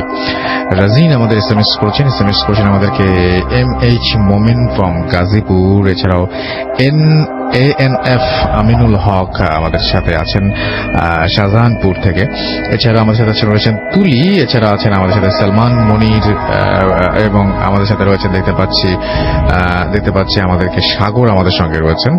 এছাড়া আমাদেরকে দেখতে পাচ্ছি আমাদের সাথে রয়েছেন দেখতে অন্তু, এছাড়াও এমডি হাবিব আমাদের সাথে আছেন। আমাদের সাথে রয়েছেন স্বাগত লালপুর থেকে। এছাড়া মেহেদি হাসান চাঁপাইনবাবগঞ্জ থেকে আমাদের সঙ্গে আছেন। আমাদের সঙ্গে রয়েছেন দেখতে পাচ্ছি আশরাফ সিলেট থেকে। এছাড়া আমাদের সঙ্গে রয়েছেন দেখতে পাচ্ছি নাসিম ফার্মগেট থেকে। আমাদের সাথে দেখতে পাচ্ছি এসকে শামীম আছেন, তারপরে সৈকত আমাদের সঙ্গে রয়েছেন। অনামিকা ফরিদপুর থেকে আমাদের সঙ্গে আছেন। আমাদের সঙ্গে রয়েছেন আজমিরা। এছাড়া আমাদের সঙ্গে রয়েছে দেখতে পাচ্ছি ফুর্তি শুভ চক্রবর্তী। এছাড়া আমাদের সাথে রয়েছেন দেখতে পাচ্ছি আরো অনেকেই। আপনি যদি থাকতে চান, আপনি যদি আমাদের SMS করতে চান, তাহলে মোবাইলের মেসেজ অপশনে গিয়ে টাইপ করুন ফুর্তি FORT ফুর্তি স্পেস আপনার নাম স্পেস আপনার মেসেজ পাঠিয়ে দিন 9840 নাম্বারে। আমরা চলে যাব আমাদের পরবর্তী ঘটনায়।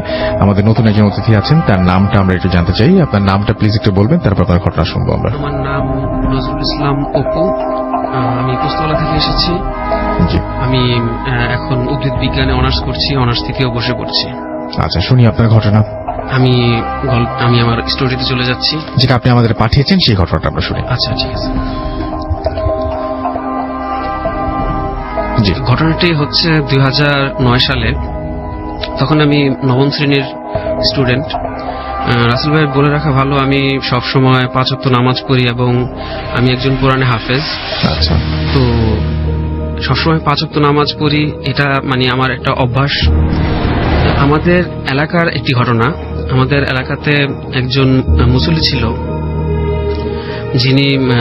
যিনি একজন পরহেজগার, এবং বলা যায় এলাকাতে সবাই তাকে অনেক ভালোভাবে চেনে এবং খুব শ্রদ্ধা করে তাকে। জি, অনেক ভালো একজন লোক। তো রাসেল ভাই, যে ঘটনাটি সেটি হচ্ছে, মানে যে ঘটনাটি বলবো সেই ঘটনাটি ঘটার ঠিক আগে যে ঘটনাটি ঘটেছিল সেটা হচ্ছে আমাদের এলাকার অপোজিটে যে একটি রাস্তা ছিল, রাস্তার অপোজিটে হচ্ছে মসজিদ। তো মসজিদে নামাজ পড়তে যেতে হলে ওই রাস্তাটি ক্রস করতে হয়। তো ওই রাস্তাটি ক্রস করতে গিয়ে অন্য এক মুসল্লি ট্রাকের ধাক্কায় মারা যায়। তো তখন থেকে মসজিদের ইমাম সাহেব অনেক মানে মুরব্বীদেরকে বলেছিল যে আপনারা একটু দেখে শুনে রাস্তা পার হবেন। তো আমাদের এলাকাতে যে মুরব্বীটি ছিল, যাকে আর কি আমরা সবসময় শ্রদ্ধা করি, তিনি সবসময় দেখতাম যে ফজরের নামাজের যখন আজান হতো তখন সে বাসা থেকে বের হতো, এবং আমি যখন বাসা থেকে বের হতাম, বাসা থেকে বের হয়ে যখন রাস্তায় আসতাম, তখন আমি আমার এলাকার মোচড় থেকে তাকে দেখতে পেতাম তার বাসার সামনে, এবং তিনি ওই এলাকার একজন স্থানীয় মুরব্বী। তো আমি যখন তাকে দূর থেকে দেখতাম, দূর থেকে দেখে আমি তার কাছে আসতাম এবং তাকে সালাম দিতাম, এবং সে সুন্দরভাবে আমার সালামের জবাব নিত। এবং যে ঘটনাটি ঘটতো তখন আমি যেতাম, আমার পাশাপাশি সে যেত, জিকির করতে করতে যেত। তখন কখনই আমি তাকে কোনো